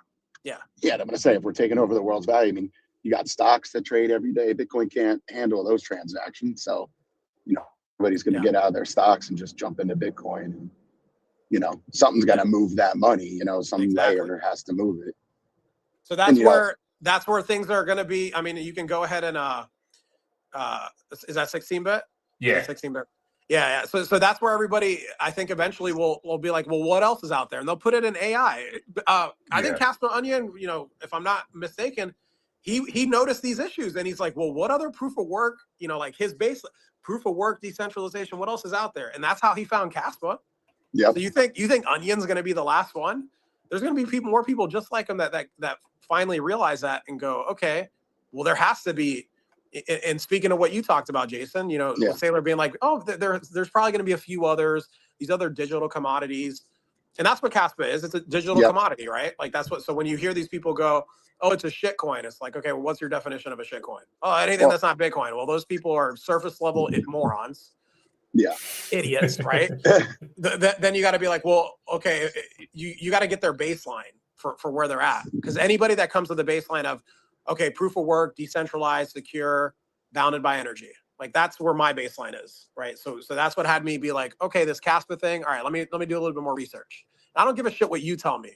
It's great being on here and having these conversations and you guys agreeing with it, but I need to know based on where I'm at that this is what it's saying that it is, right? So people got to go find that shit themselves.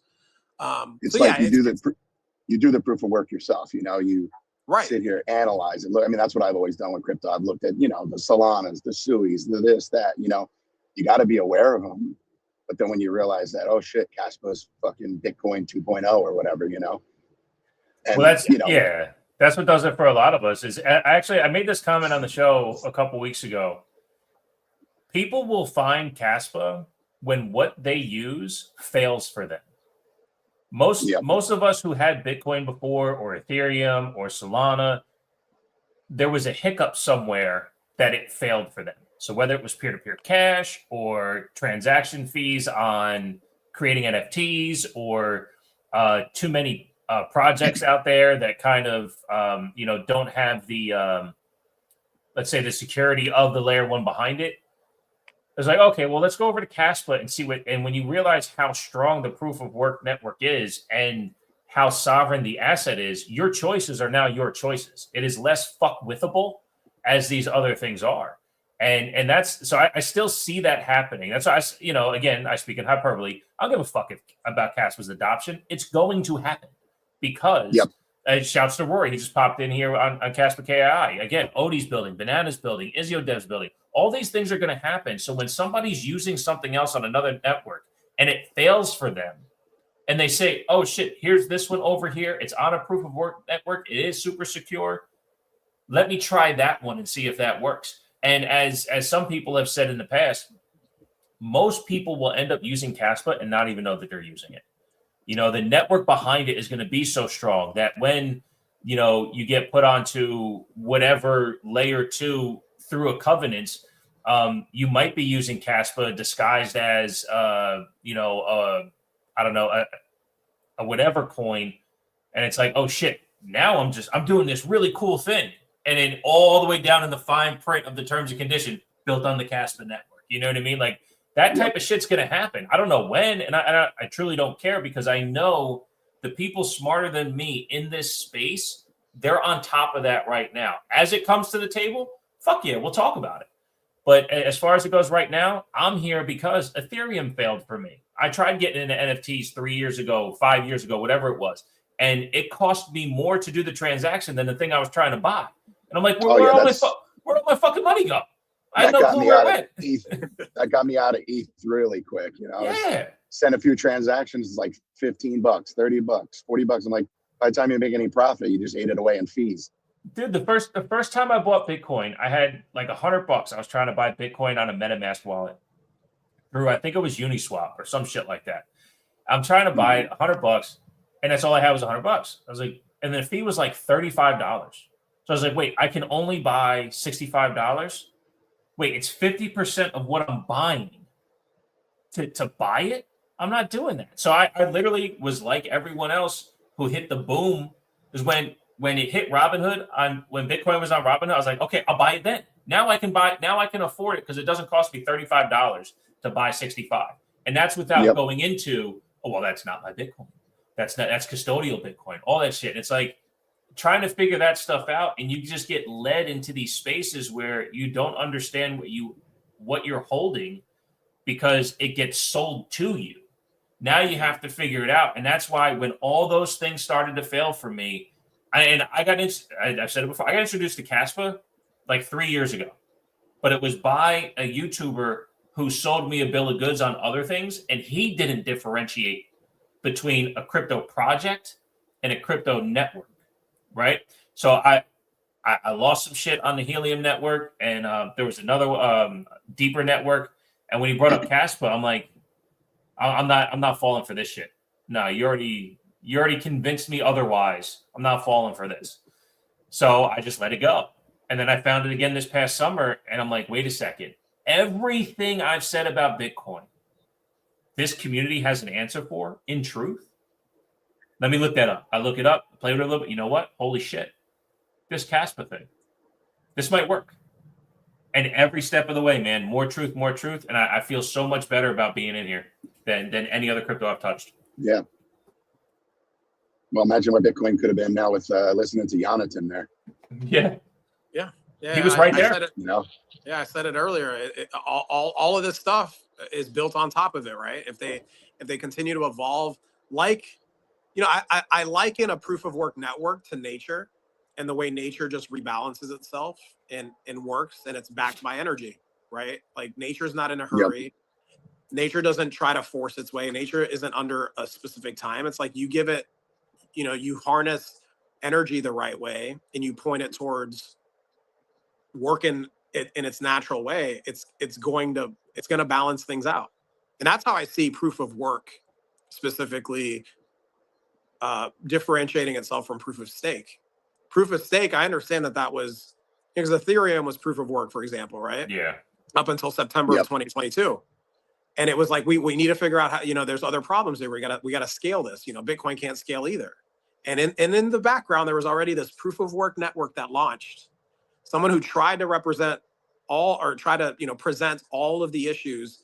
And hey, but Jonathan talks about this in that 8-hour interview that he did with on one of those Bitcoin, the 8-hour interview. The takeover, Bitcoin takeover. Yeah, the takeover. Yeah. So Jonathan talks about it.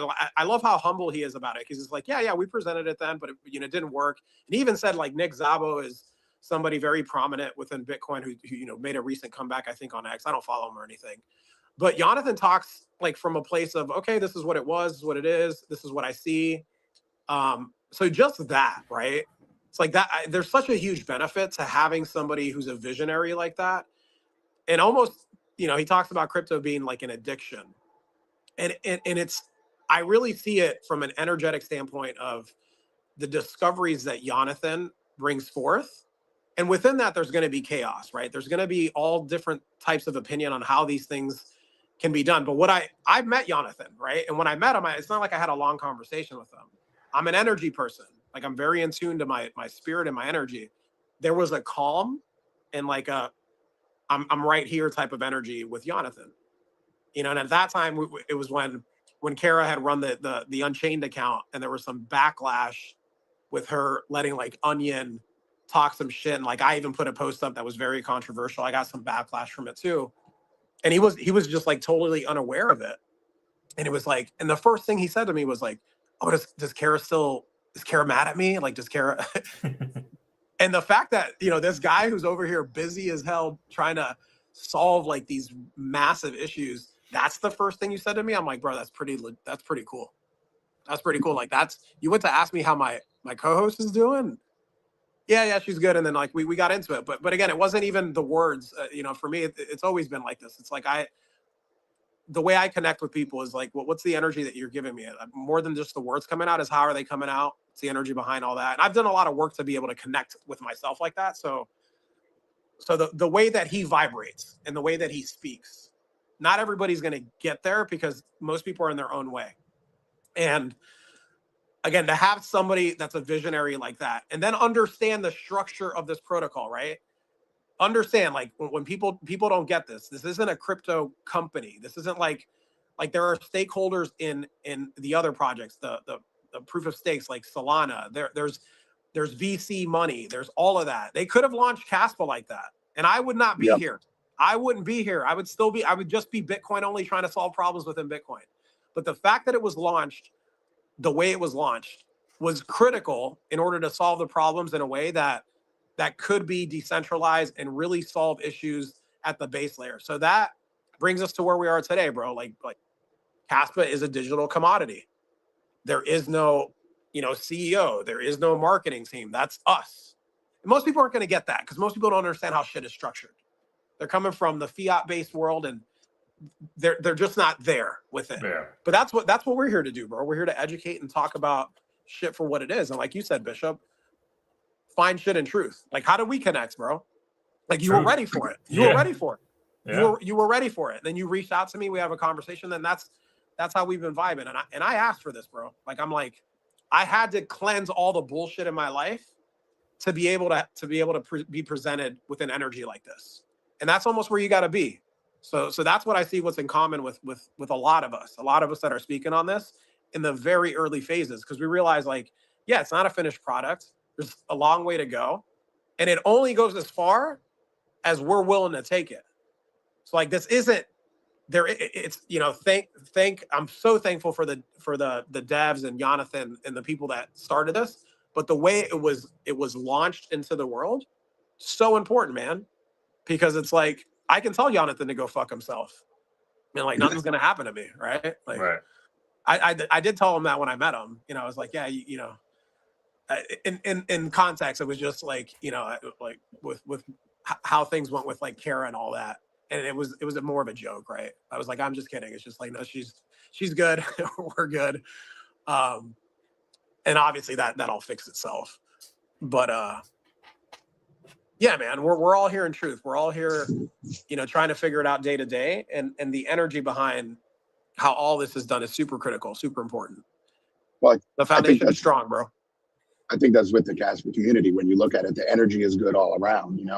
Not just Jonathan and Michael trying to make things better and improve upon the failures of other chains or whatever, but you also have people building like Eager Labs or Cascade and all these other people. They're trying to address issues to make something better or to run better for the people using it. Whereas other chains, you see them developing some just to, like you said, VC money, cash grabs. How can we extract the most value out of the users and get back, rather than giving back or making it a level playing field for everybody? Where I feel like Kaspa was trying to make it a level playing field. Yeah, I haven't quite seen. I know it's happened, but the way I feel when I hear most of these projects, I don't feel the cash grab, right? Like when you look into see these other chains that do have these other things, you kind of weigh the risk reward, right? Like, am I investing in something where I can kind of get my money back by helping them do what they do? That's what most crypto projects were supposed to be. But in this instance, most things that are getting built, like Kaspa messaging, right? It was thrown up there. Join it. Attach a wallet, put some cash in there, and send messages. That's it. Not a 20 cash entry fee to hold this, to be able to download the app or anything like that. No, here's the app. Go get it. Have fun. Like that type of thing. That's like not just the network's fair launch, but these projects are fair launched. These things are out there for the community to use, like you said, to help solve a problem. Yeah, man. Like it's truly hasn't felt refreshing. I really haven't seen anything like it, because I mean, I don't recall anyone really, again, in Kaspa talking about becoming a Kaspa millionaire or anything like that. Like when we say it, we say it with a smile on our face, because we know the sovereignty that would be associated with it, because at some point, like I have enough Kaspa, like I said earlier in the show, I have enough Kaspa for if it hits some shit, I'll be really fucking happy. Like, but I'm also happy now because that sovereignty also exists. And like you said, the second these guys, build another thing and build another thing, it's like, it's going to add to that sovereignty thing. They're going to solve these individual problems that are around there. And we don't know what they are until they get solved. And when they do, it's like, holy shit. You know, the Vivor guys, they built a streaming platform. It's on the rails of another company, LivePeer, you know, that for the server hosting or whatever, so they don't have the lag. Yep. But you can't access it without touching the Kaspa network. And if anyone sends a message in the chat, it's powered by Cassia, so that message benefits the base layer. And if anyone tips the show on Vivor, it's a straight peer-to-peer cash on the base layer. So like it benefits the base layers. Like those, and the problem that Vivor solved is on YouTube. We need X amount of subscribers. We need X amount of impressions. We need same thing on Twitter. You know, you need subscribers, impressions over a 30-day period to qualify for monetization. Vivor, we can be monetized from day one. It's a peer-to-peer transaction. Here you go, 5 KEX. Thanks, guys. You know, like it's that simple, and that's going to continue to happen. These other problems are going to be solved. It's a great point, man. Yeah, man. It goes back to we're building from the ground up, man. The ground up. So it's like if you bring the beautiful thing about when you bring value, and again, speaking from being an entrepreneur, the other way around is, man, I had to be ruthless. And it is about like me winning and you. I don't care if you win. It's cool if you do, but like I'm the one who needs to win here. And that's the system. That's the system that we come from. So I don't blame people for thinking the way they do or being where they're at with it. It really is about just educating people on like, hey, there's another alternative here. And, you know, maybe it's like I said this before, I don't know how long it takes, but we're here to build this up and continue to speak on these things, no matter where the price is in nominal terms, bro. That's why we're showing up every single week. We don't care what the price of Kaspa is in dollars. One Kaspa is one Kaspa. We get that. And we understand that most people don't get that. Yeah. And we got to continue to talk about the reason that is the way it is. And we got to, you know, field questions. Don't be calling people like, I hate seeing like a bunch of, I commented on a tweet, right? Where it was a Bitcoin maxi where he was like open, like, oh, I'm a Bitcoin maxi and I know I'm not going to change my mind and all this and that, but I want to hear from other communities. And the first thing I said, Bitcoin maxi, why Bitcoin maxi? That's an identity. Like, so you're attaching yourself to an identity. You're already closed off, even though you think you're open. Like, no. And that's one of the beautiful things that I appreciate about all of you here is like, we're in truth and about seeking truth. And that is not natural. Like most people, you got to understand, most people are going to go towards comfort. Where's the crowd? And that's where the Bitcoin maxis are right now. Most of those people have not done deep dives. You see the influencers. Like now there's influencers on there that don't know that you can tell that they don't know, because just ask them a question about the protocol and the way it functions. You can tell. So it's gonna be like that. It's gonna be like that for a while, right? So it's important that we continue these conversations no matter where it's at. We get it, right? Like right now, Bishop and I have talked about it. Like I'm in the hey, money making vacation. I haven't said that in a minute, but I'm out here trying to create as much fiat as I can, and I have experience being able to go out and get that. Like I know how to do that over there, so I'm gonna do it. But now I got Kaspa over here. I got Kaspa over here that I could build on. Like, yeah, I'm gonna fucking move my time little by little. Like I'm not gonna be stupid about this shit. Like I was putting all that in there and then being an 888 and fucking sitting on that cloud and being like, I think I'm good. No, I was brought to my knees. I gotta put in some proof of work, bro. I can't. Yep. It's not so. It's the same thing with this shit, right? If you're gonna be participating in Kaspa, it's not about, hey, I finally got enough Kaspa, let me sit back. Like, no, it's not going to work for you that way. You will be brought to your knees, right? So that doesn't mean you build like Izio Dev or Odie and shit like that. Like, just bring your talent to it. For Bishop and I, it's like I can get on here for a couple hours every single week and just have a conversation and let you guys know where I'm at and mixing the conversation. Give you my opinions and shit like that, and then we vibe in it, and that's energy that's being thrown out into the world, bro. And that's where we're at. That's where we're at. So everybody can put in their part in this, and there is light at the end of this tunnel, brother. There is light, and it's like I can see it. It's so fucking bright. This shit's exciting, bro. It's just exciting. No matter where the price is, bro. One Kaspa is one Kaspa, right?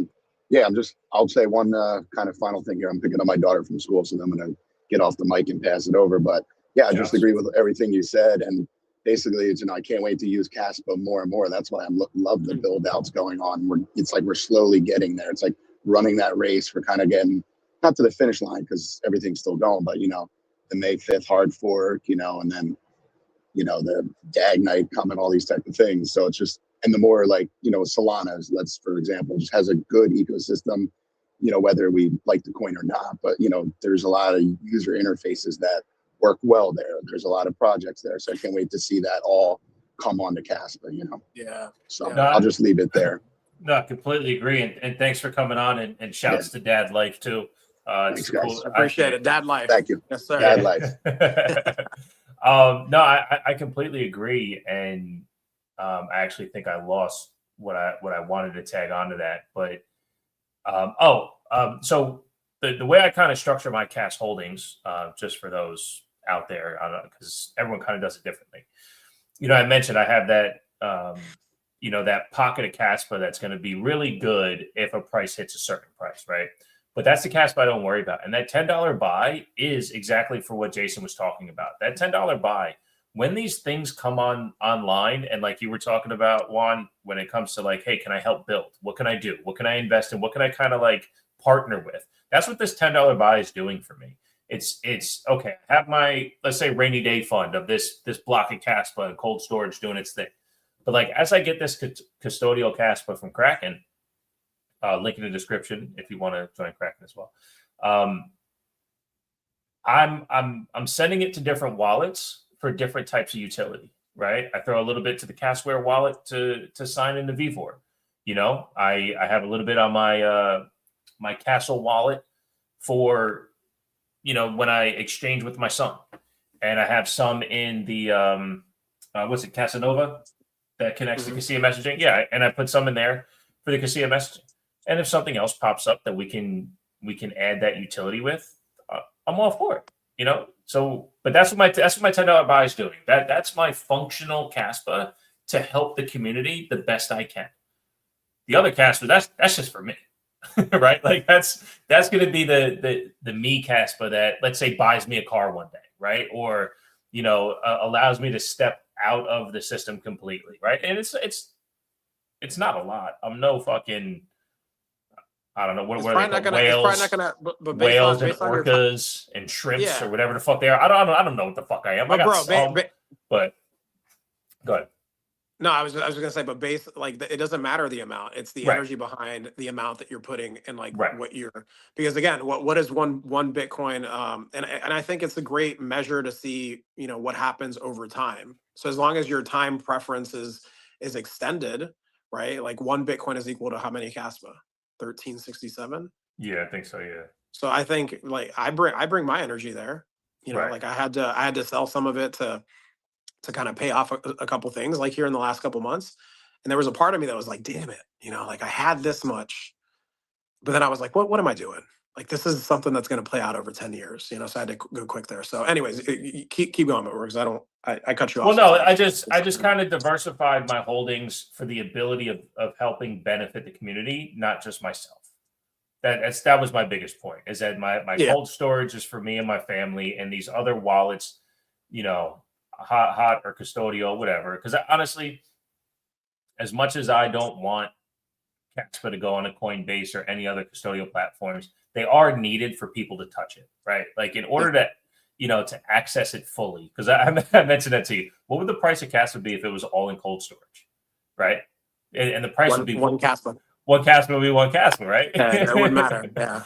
It's hard to get there though. It's hard. Yeah. It's hard. I say that. I know it doesn't land for everybody. Like, well, what do you mean one Kaspa? No, one Kaspa is equal to whatever it is in dollars. Like, no. Keep digging in a little bit. Right. It's kind of hard to get there. You got to kind of do some work and be in this for a little bit and understand that. So, where that comes from is this protocol is repricing everything in the debt-based system, everything, like every dollar over there. So if this is truly going to be the settlement layer, the base layer for this new economy, where what you talked about earlier, where people are going to use it, and the whole idea, Rory's spoken about this from the KI, we can get this technology to a place where it's like they don't even know that they're using it. and it's powered by Kaspa, that's where I see this, because there's Yeah. enough on that base layer to bring in enough economic activity where it's like, yeah, people aren't going to know that they're using it, and we're the ones that are here this early. I've been this early to things in the fiat world where people didn't see. You know, like I was that, like you're in. I've shared my Cutco journey, like when I was selling knives in the early 2000s. This is before, like, oh, you have to go to your friends and family to do that. Like, you're crazy. Nobody makes money. You have to pay for the knives. Like, I remember hearing all this shit 25 years ago. Well, you're not going to make money there. And I'm a fucking bus. I used to clean tables, not a server. Busboy. Is that what? Yeah, busboy. Yeah, I used to, busboy. yeah, at Outback. And like, I remember one of my buddies, he was on the football team with me. And he's like, dude, no, like nobody makes any money there. And I'm like, really? Has anybody really tried? Bro, I was the #1 rep in that area for the next 3 or 4 years. Because I didn't let people tell me what I saw as truth. So that's we're in that phase right now with Kaspa. Few of us see it, and like the conviction, even with this price action, only gets stronger every single day with more of the conversations that I have. Like these conversations fill me up. Our voice notes back and forth fill me up.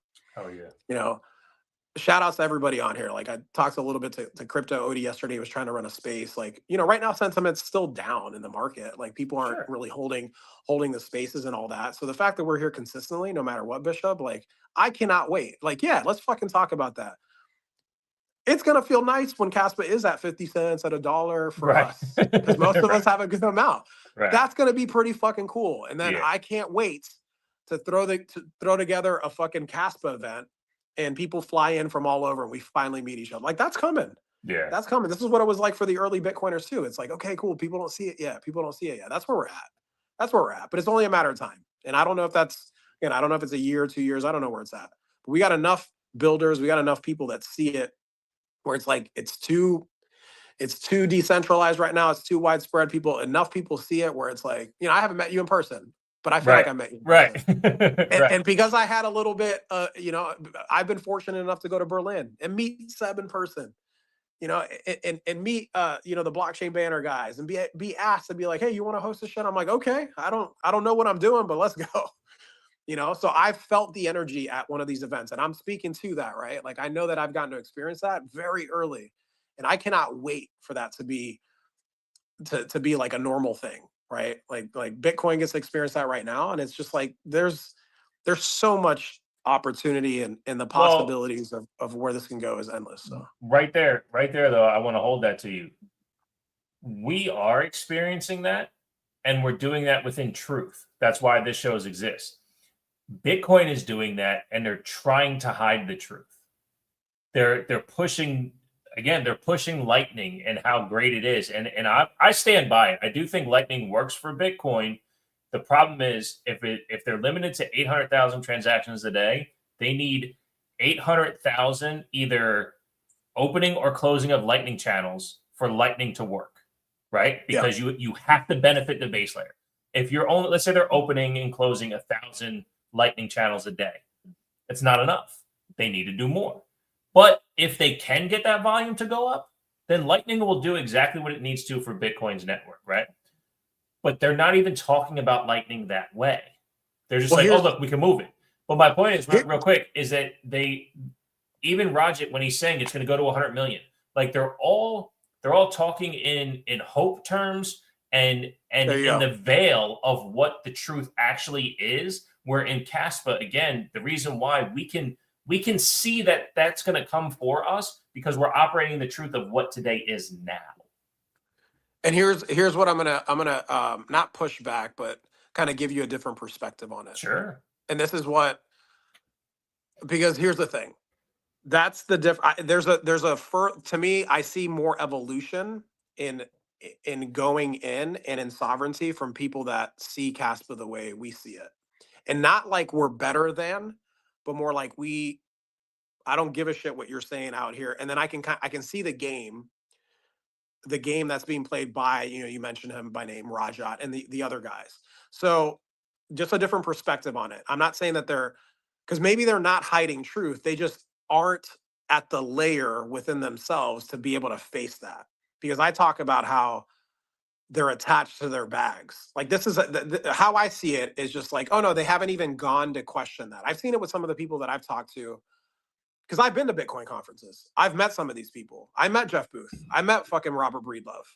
I had conversations with these guys, you know, like I've been in those rooms. And I'm like, okay, you guys aren't there yet. And it's crazy because like this is where it shows me.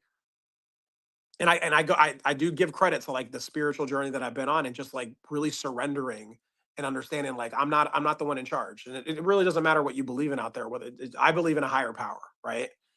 And it's just like when you're humble to being like, I just wanna understand what it is, and you're not attached to a specific thing.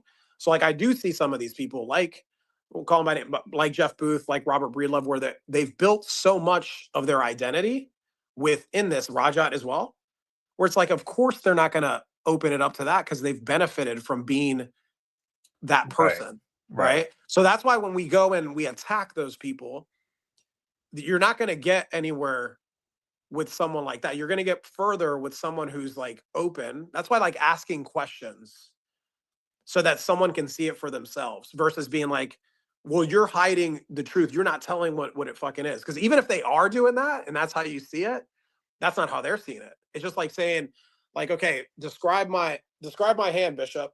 Right. No, Right. that's not what I see. Right. That's what we're doing every time we battle with them. We're being like, you know. So we gotta, you know, when you have that perspective, like that's where I go. And again, that's experience. That's understanding how to bridge a gap, like how to bring somebody in and be able to show them. So that's a skill. I think we'll get better at it. I think we are getting better at it. I've seen a shift. I've seen a shift at how these conversations are shifting. Like I see it over there with BJ and yeah, I think we're right where we're supposed to be with this, man. And it's a great opportunity to accumulate more Kaspa before people wake up to it, right? But at the same time, keep educating people and understanding like where they're coming from. Because Rory's talked about it. Like I think it is a waste of time to spend too much energy battling with these fucking Bitcoin maxis. Like they're too in it. They're too in it, and their identities are wrapped around it. We've talked about it. Like potentially you and I could get there. Like, let's say this show goes on another couple of years and like it's Kaspa. Like it could, right? Right. And it wouldn't be like we're wrong. Like in our world, we're right. So in his world, if he's been, if in his world, if in their worlds, if they've been in this for a minute, and like, you know, like speaking of Breedlove and Breedlove and Booth, like they both have been in Bitcoin for a while and they built these brands. And you know, I know Breedlove moved to fucking he's not from Miami. He lives on Key Biscayne, a really nice ass area in Miami. Like, why? Of course, I'm gonna block the guy that I just met who's trying to ask me questions, trying to get me to question my truth. I got a Bitcoin tattoo over here, bro. Like he has a Bitcoin tattoo, like, you know. So that's his that's their identity. I'm not mad at him. I'm not mad at him anymore. I was back then. That's it, bro. We're here. We're speaking in truth. Like we got an opportunity to fucking expand this shit. I think Kaspa is a saving grace for a lot of us. Because like you're you know, the guy that you met earlier this week, right? He was like, and I gave up on that crypto thing. Like it's easy to fucking give up on it, right? Like when you look at it in dollars and shit like that, there's been too much of that. And I think this is an opportunity for that not to be the case for people when they come here and are trying to get educated on this stuff. No, I agree. And I know you kind of mentioned that if people found us down the line and, you know, we ended up in that position with an audience that we'd be serving, I think the difference is we're malleable to the truth. You know, I think so too. If Kaspa operated in a way where a lightning style thing was the only way we could move it, we'd be calling it out from the beginning, and most likely not moving any of our Kaspa until a proper resolution was found, because it's important to continue to support that base layer. And I believe Odie's mentioned it and Onions mentioned it about, you know, Kaspa is going to have a problem with fee generation, right? Because it's so cheap and these lightweight transactions aren't getting us there. So we need these projects to be developed to help benefit that base layer so we can, really contribute to a fee market. We're ready. We're ready to talk about it. It just doesn't exist yet. The roadmap to it happening exists. And I just say that knowing that there's builders creating that, right? They haven't showed me any paperwork. I haven't read any paperwork. I don't know what it's going to look like, but I do trust the fact that we have builders and the fact, and this is something I mentioned to those Bitcoin guys, and the fact that Kaspa isn't complete. The issue with Bitcoin and not solving their issues is that they're a complete project as is, right? When's the last time a new code was written to build Bitcoin to the next level of what Bitcoin's going to be, right? Bitcoin's complete. Without them fixing that, you are literally talking about problems that will always exist. So any problem with Kaspa right now is still able to be fixed by what Kaspa itself is building. Jonathan and Michael Sutton, what they're continuing to build can fix these problems. So we do need to talk about it. We do have to bring up the fact that the fee market that's going to exist, it's got to be heavier. Not for the price to go up, but like we have to end up donating more cash to the network, right? I said a couple months ago, Kaspa's too fast, too cheap. It just is. Everything moves so fast and it's so cheap. You can use it willy-nilly, and there's no point in even recognizing your usage, which is great for peer-to-peer. It's like we're handing cash back and forth, but it's not doing anything for the network, right? Again, shouts to Odie. He did he organized the record transactions, right? And what did it actually generate in fees that day, right? So minuscule that was it even worth running the test. Now, of course, it's worth running the test for the metrics, but not for the sake of benefiting the miners because the fee structure wasn't tangible. Now, will it be in 6 months? Will it be in 2 years? I fucking hope so. I fucking hope so because it needs to be. And if it isn't, we'll be talking about it. Yeah, because we won't hide behind the truth. We're not afraid to go to where things are, right? So that's going back to and that's what I appreciate about you is you do go there, and for me it's just okay, well, what's the better option? I mean, what kept me just in Bitcoin because it's I didn't really mess with anything else until the only reason I looked outside was because I went to a Bitcoin conference and I'm okay, now I fucking understand this shit at my core. I need more Bitcoin, and I had Kaspa. And then when I went to the depths of, again, for me, it's the base layer. Sovereignty as a service is available here within Kaspa.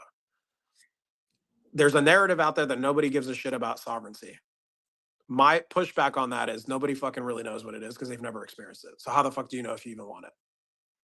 I've gotten to experience it like on an energetic level. And this is a protocol that allows me to save my time and energy output that I put into the world, the value that I put in, and been able to put it in here. What I learned though is it's like you said, it's not completely ready. I aped in. Right. I put in probably too much, which is what got me in this situation. So that's the bad news. The good news is it fucking woke up this entrepreneur in me that just struck. I shared at the beginning of the show, I struck a fucking deal where it's just just wait, because I know how to make fiat.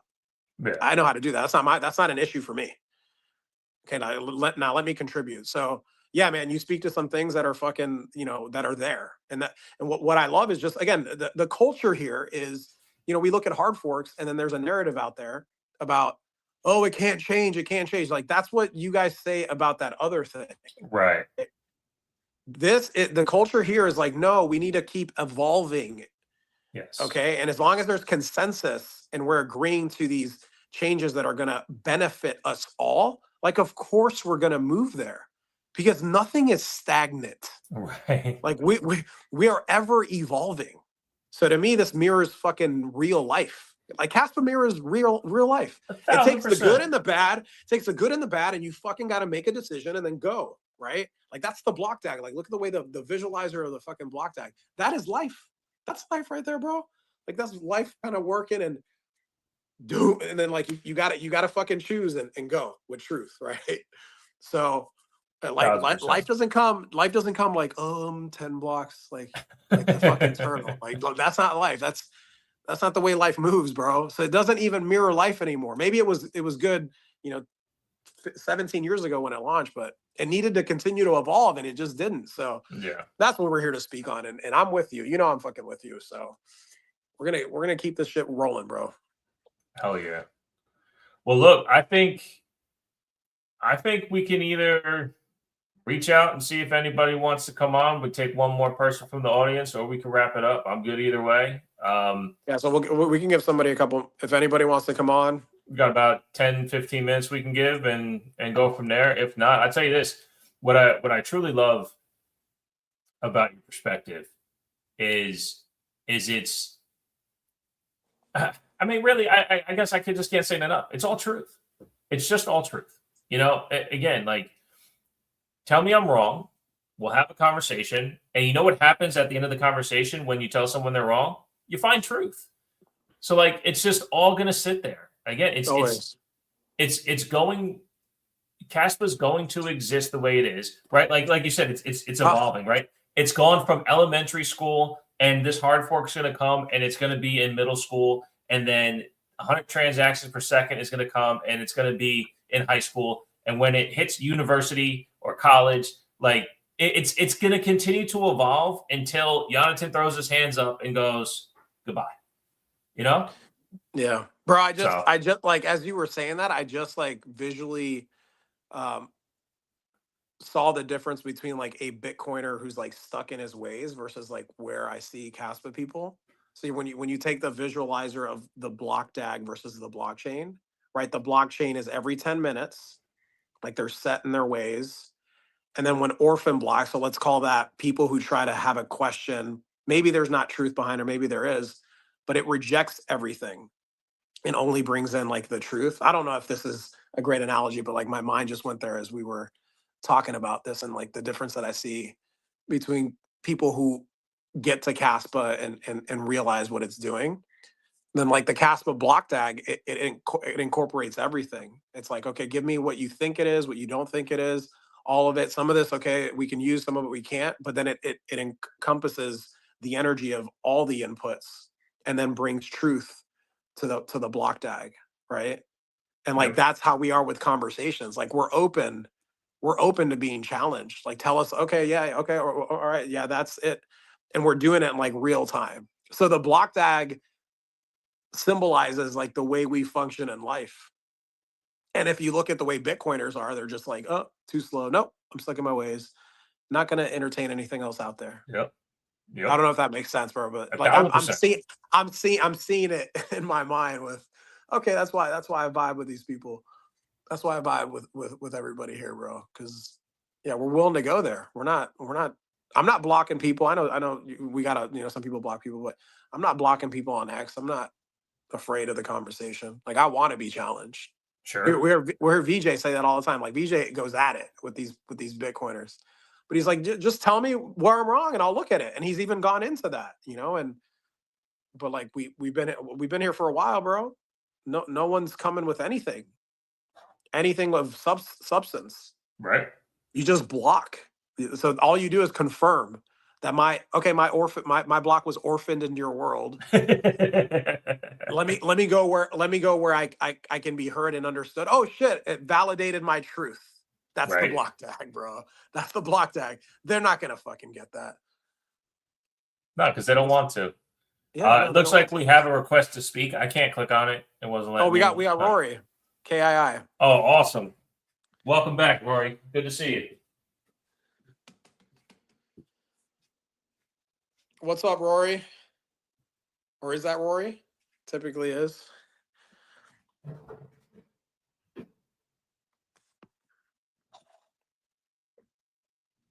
Rory, if that's you, your mic's on mute. Oh, we went back into being a listener.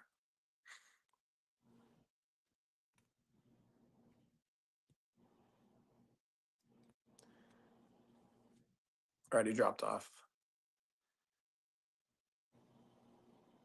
Yeah, so I don't know if there's something going on with X spaces here, but it did the same thing to Jason, brought you down and then back up. Yeah, just request again if you want to come back up, Rory. I see you back in the listeners.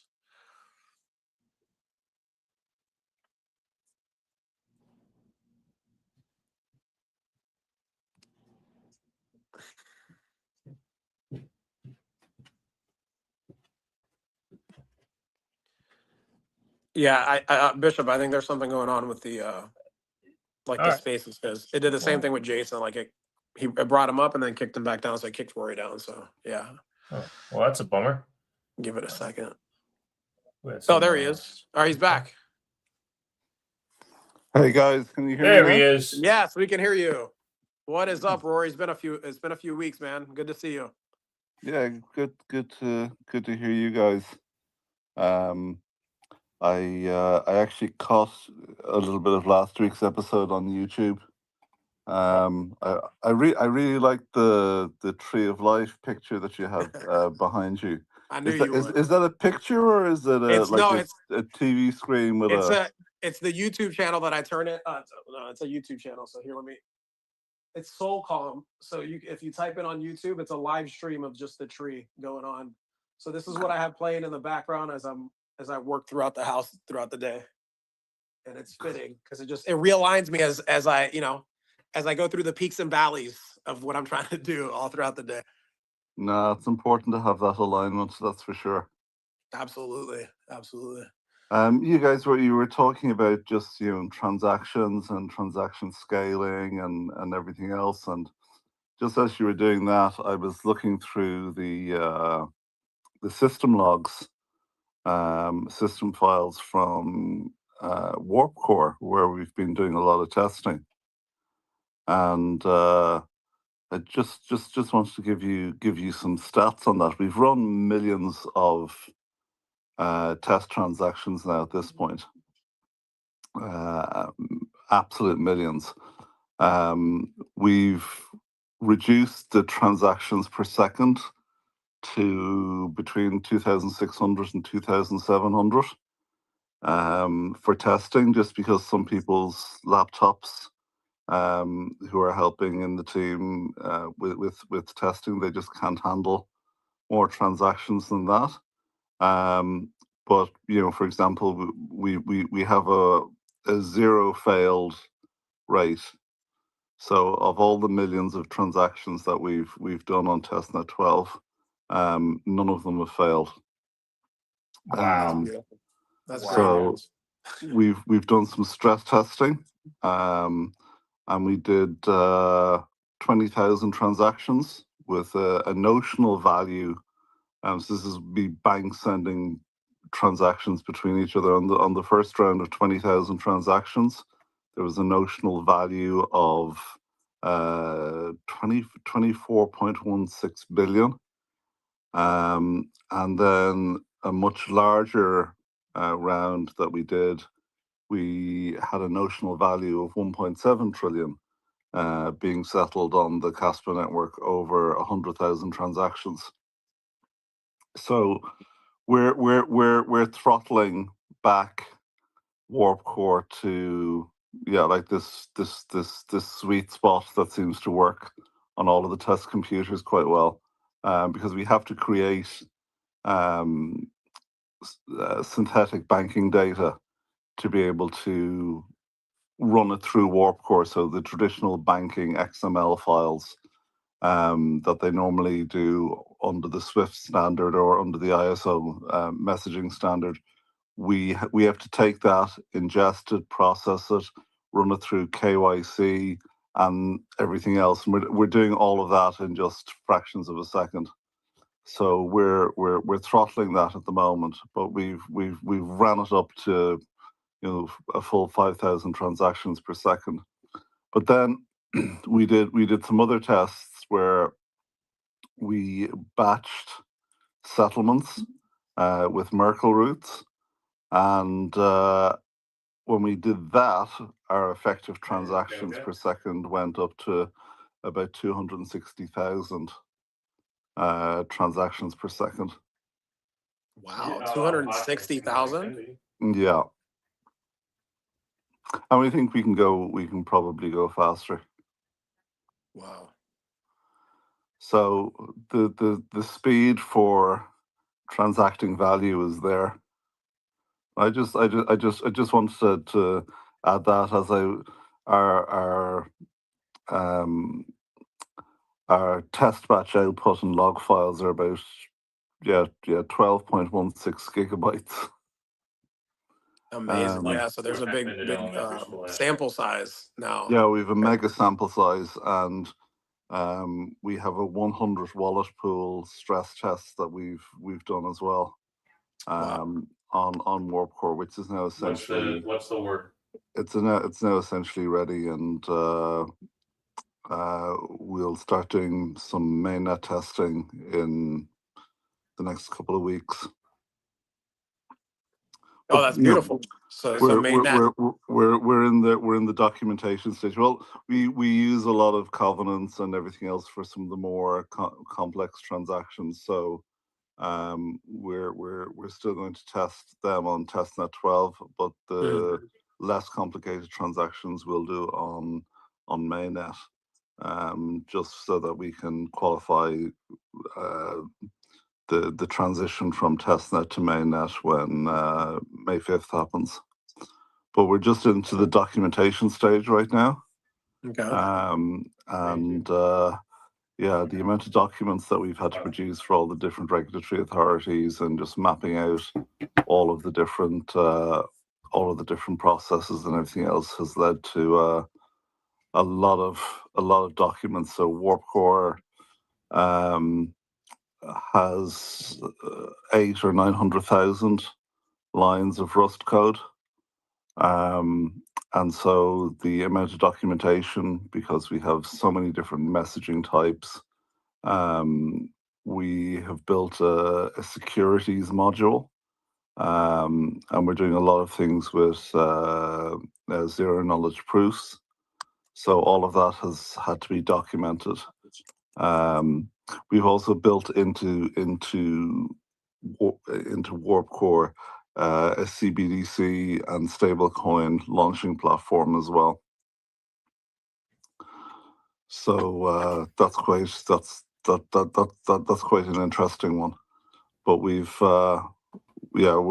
currently working on the documentation, and just looking at it, there's probably at least 60 documents to back up what we've done in terms of architecture and all of the different mappings that we've done out in regulatory compliance documents and everything else. So it's a huge project, and it's coming to an end now that we're well and very, very deep into the testing phase, and we haven't had a single failure yet. Is there anything that you're concerned with to future proof for a failure? Like, is there anything that's come close, or it's just eerily running really well? It just runs eerily really well. We have a comparison table, which I can't share with you through this, because there isn't like a video or screen share option. But we have a comparison table where we've done an assessment of Warp Core versus everything else that exists out there. That's ISO based, and put it this way, we leave Hedera,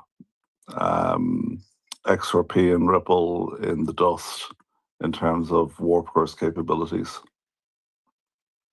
on pretty much on every metric. Wow. And that's just what you've built on top of Kaspa that competes with these other chains that are built individually. Yeah. Fantastic. So we did a technical capabilities ranking. We ranked 92 out of 100 versus Ripple's 64 out of 100. Quant's 61 out of 100. XDC's 55, Stellar's /XLM's 52, Hedera's 48. So we're quite confident with Warp Core's capabilities. It's the only banking rails that runs on proof of work. That's a big deal. That statement, like, I might have to clip that part. I mean, I understand it's in testnet. We're not on mainnet yet, but like, this is all super beautiful Oh, dual screens. it's one flick of a switch, and we can run transactions on mainnet right now. Wow. Okay.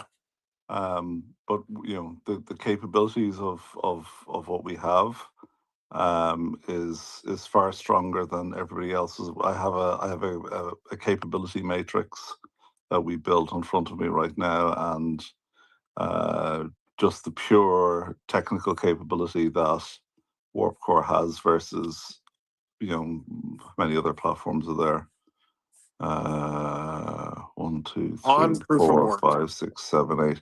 Yeah, versus 8 other platforms. We have far more technical capability and depth in terms of what we're able to do, and far more security. Yeah, that's the big thing, right? When it's proof of work, it just takes that security to a whole nother level.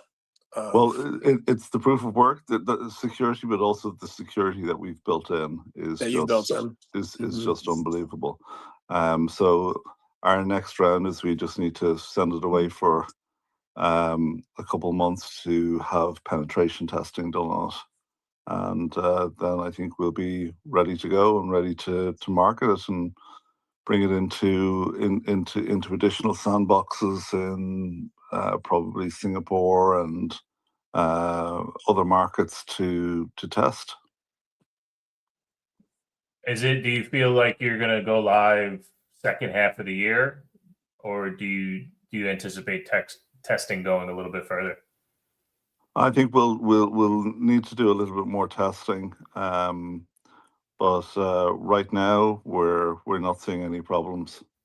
I think the banking integration side of things is very sound, because we go to a much deeper level for banks. Our KYC process, we have an internal KYC engine. We have a global sanctions engine for UN sanctions and various different EU sanctions, and that's all built in. We have travel rule compliance. We have MiCA compliance. Yeah, the amount of regulatory compliance bits and pieces that we have built into this is pretty significant. Now, as I know, KYC is kind of a buzz term for the crypto community. So just for educating those who may not have heard you speak before, in terms of what you're doing, that's all that regulatory compliance and KYC and security structure. That's to help benefit the industry adoption to create more immutability within the industrial adoption, correct? Yeah, so it's for anti-money laundering, know your customer processes. So it's all the typical stuff that banks need. And then when they're doing international transactions or internal transactions, they have to check the counterparty against various different sanctions lists. So they're not sending a large amount of money to a Russian oligarch who's currently sanctioned. Right. Or they're not. So we have fuzzy logic that built in where one of the things that was cracking us up was we set it too high, and it was picking up things like Al Qaeda and stuff like that. So that was blocking transactions from ever even happening in the first place. And that's exactly what Warp Core is supposed to do. It's supposed to go take the banking message and translate it into a language that Kaspa can understand, but go through a whole bunch of these ISO processes whilst doing it at extreme speed. That's awesome. Yeah, and all that's super critical. Again, the KII is industry facing, and Rory, yeah, we appreciate you coming up here and giving us that bullish update. Because again, we on the show here we've kind of brought the human element and talked about it, how it relates to like maybe the everyday user and what you're doing and the market that you're creating. I know that you've gotten some backlash here recently, but we just again want to let you know we have backlash because they don't understand what you're doing, and you don't owe us anything. You've never asked for anything. So Rory always comes up here and shares what they got going on, and again, it's huge. It's huge because, speaking of what the question that Bishop asked there with KYC, right? Like there's regulations and compliances and things in place that we don't understand over here as the everyday user, that in these industries is the way that this stuff is going to be integrated. And we know that the rails that the current system is running on, we know that that's falling apart. So technologies like Kaspa help solve for a lot of this stuff industry facing. If you just want to see what Rory has been involved in, go look at what the DII has done, like what he's done there. And yeah, man, we appreciate you coming in here and always dropping news on what you're doing and how you're doing it and how things are going, because we just appreciate that big time. Yeah, this is thank you No for worries, sharing guys. stuff. You know, Yeah. happy to share. I just thought it was a nice timing, just as I was just reviewing the testing logs, just Yeah. on the volumes and speed and transactions per second, versus Lightning or Bitcoin or whatever else. We could do. We should, I suppose, set up a test to show the volume of transactions that we can do in a few minutes, versus what Bitcoin can do in a year. That'd be Let's great. do it. We'd love to see that. That'd be great. Love to see that. I think it was the tree of life that connected. It was like, oh, and then had the chaos come on at the end. And that makes sense, because Rory asked about that as soon as he came on. Yeah, so that's what it was. I give credit to the tree of life for bringing Rory back. Right, we've had this on the last 3 weeks. So I've been in Texas the past 3 weeks.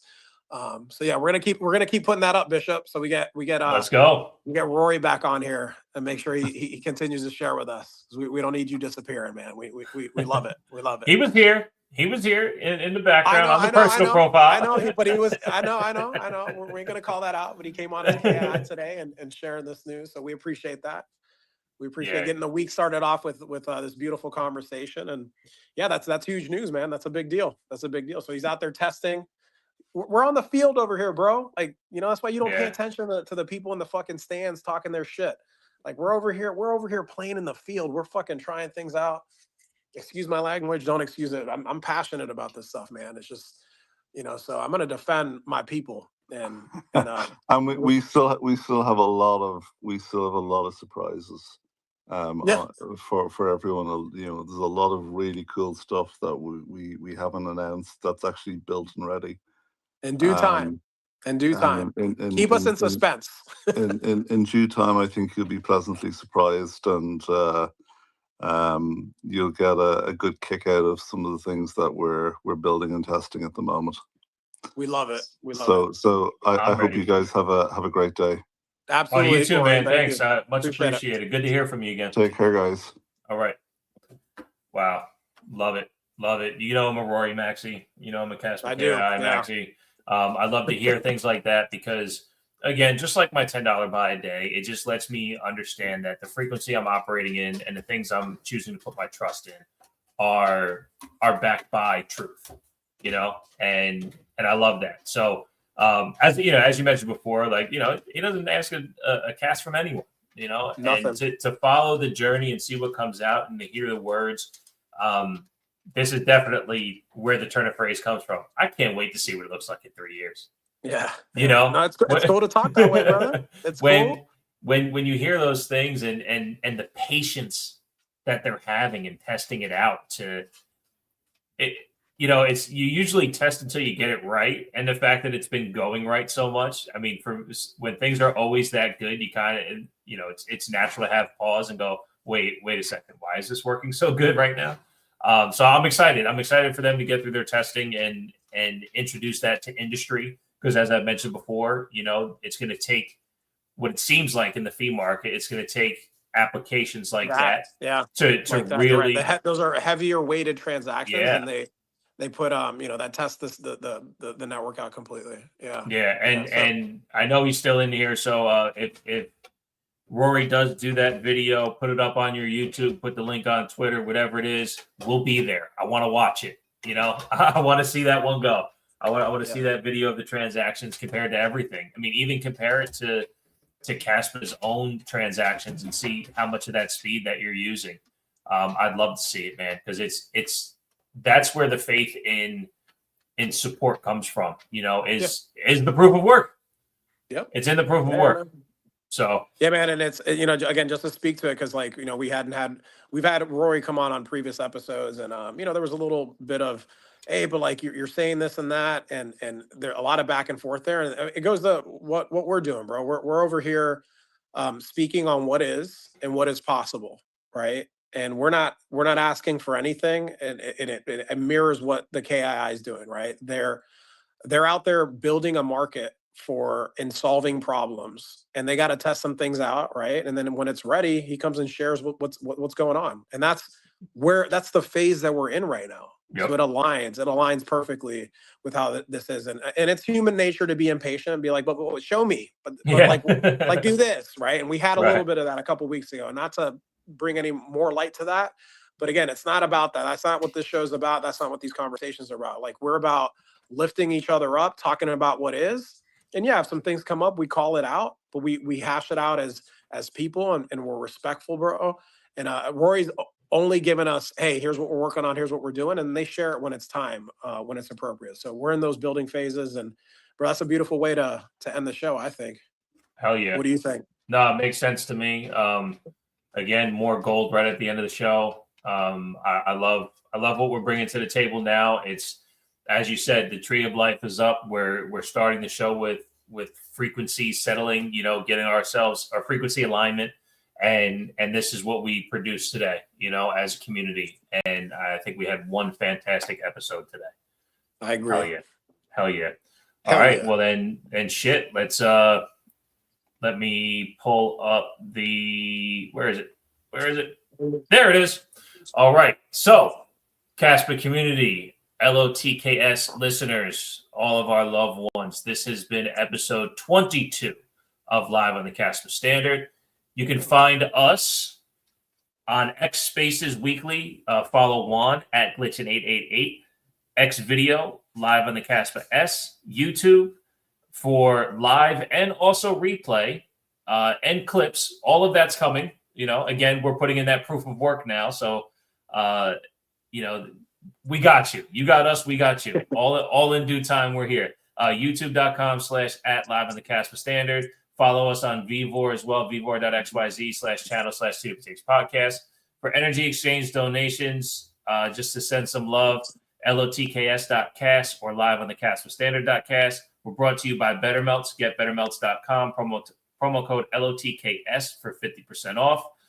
There's a Kraken link in the description. If you want to do cast maps and sign up for premium, use promo code Juan or Bishop. Use Juan. He's got more credits. Build his account. No problems there. That's the biz. I'm at TW Takes Podcast on Twitter. Juan is at Glitch888. To my co-host and great friend, take it away, sir. Remember, guys, Kaspa is vibrating at the frequency of truth seekers, and the truth is catching on. Be humble, be kind, give it time. Let's go. Join us next week for episode, I'm going to call it episode Michael Jordan, 23 next week. Let's go. Let's Love you go. all. Love you all. Love you all. We'll see you next week. Peace.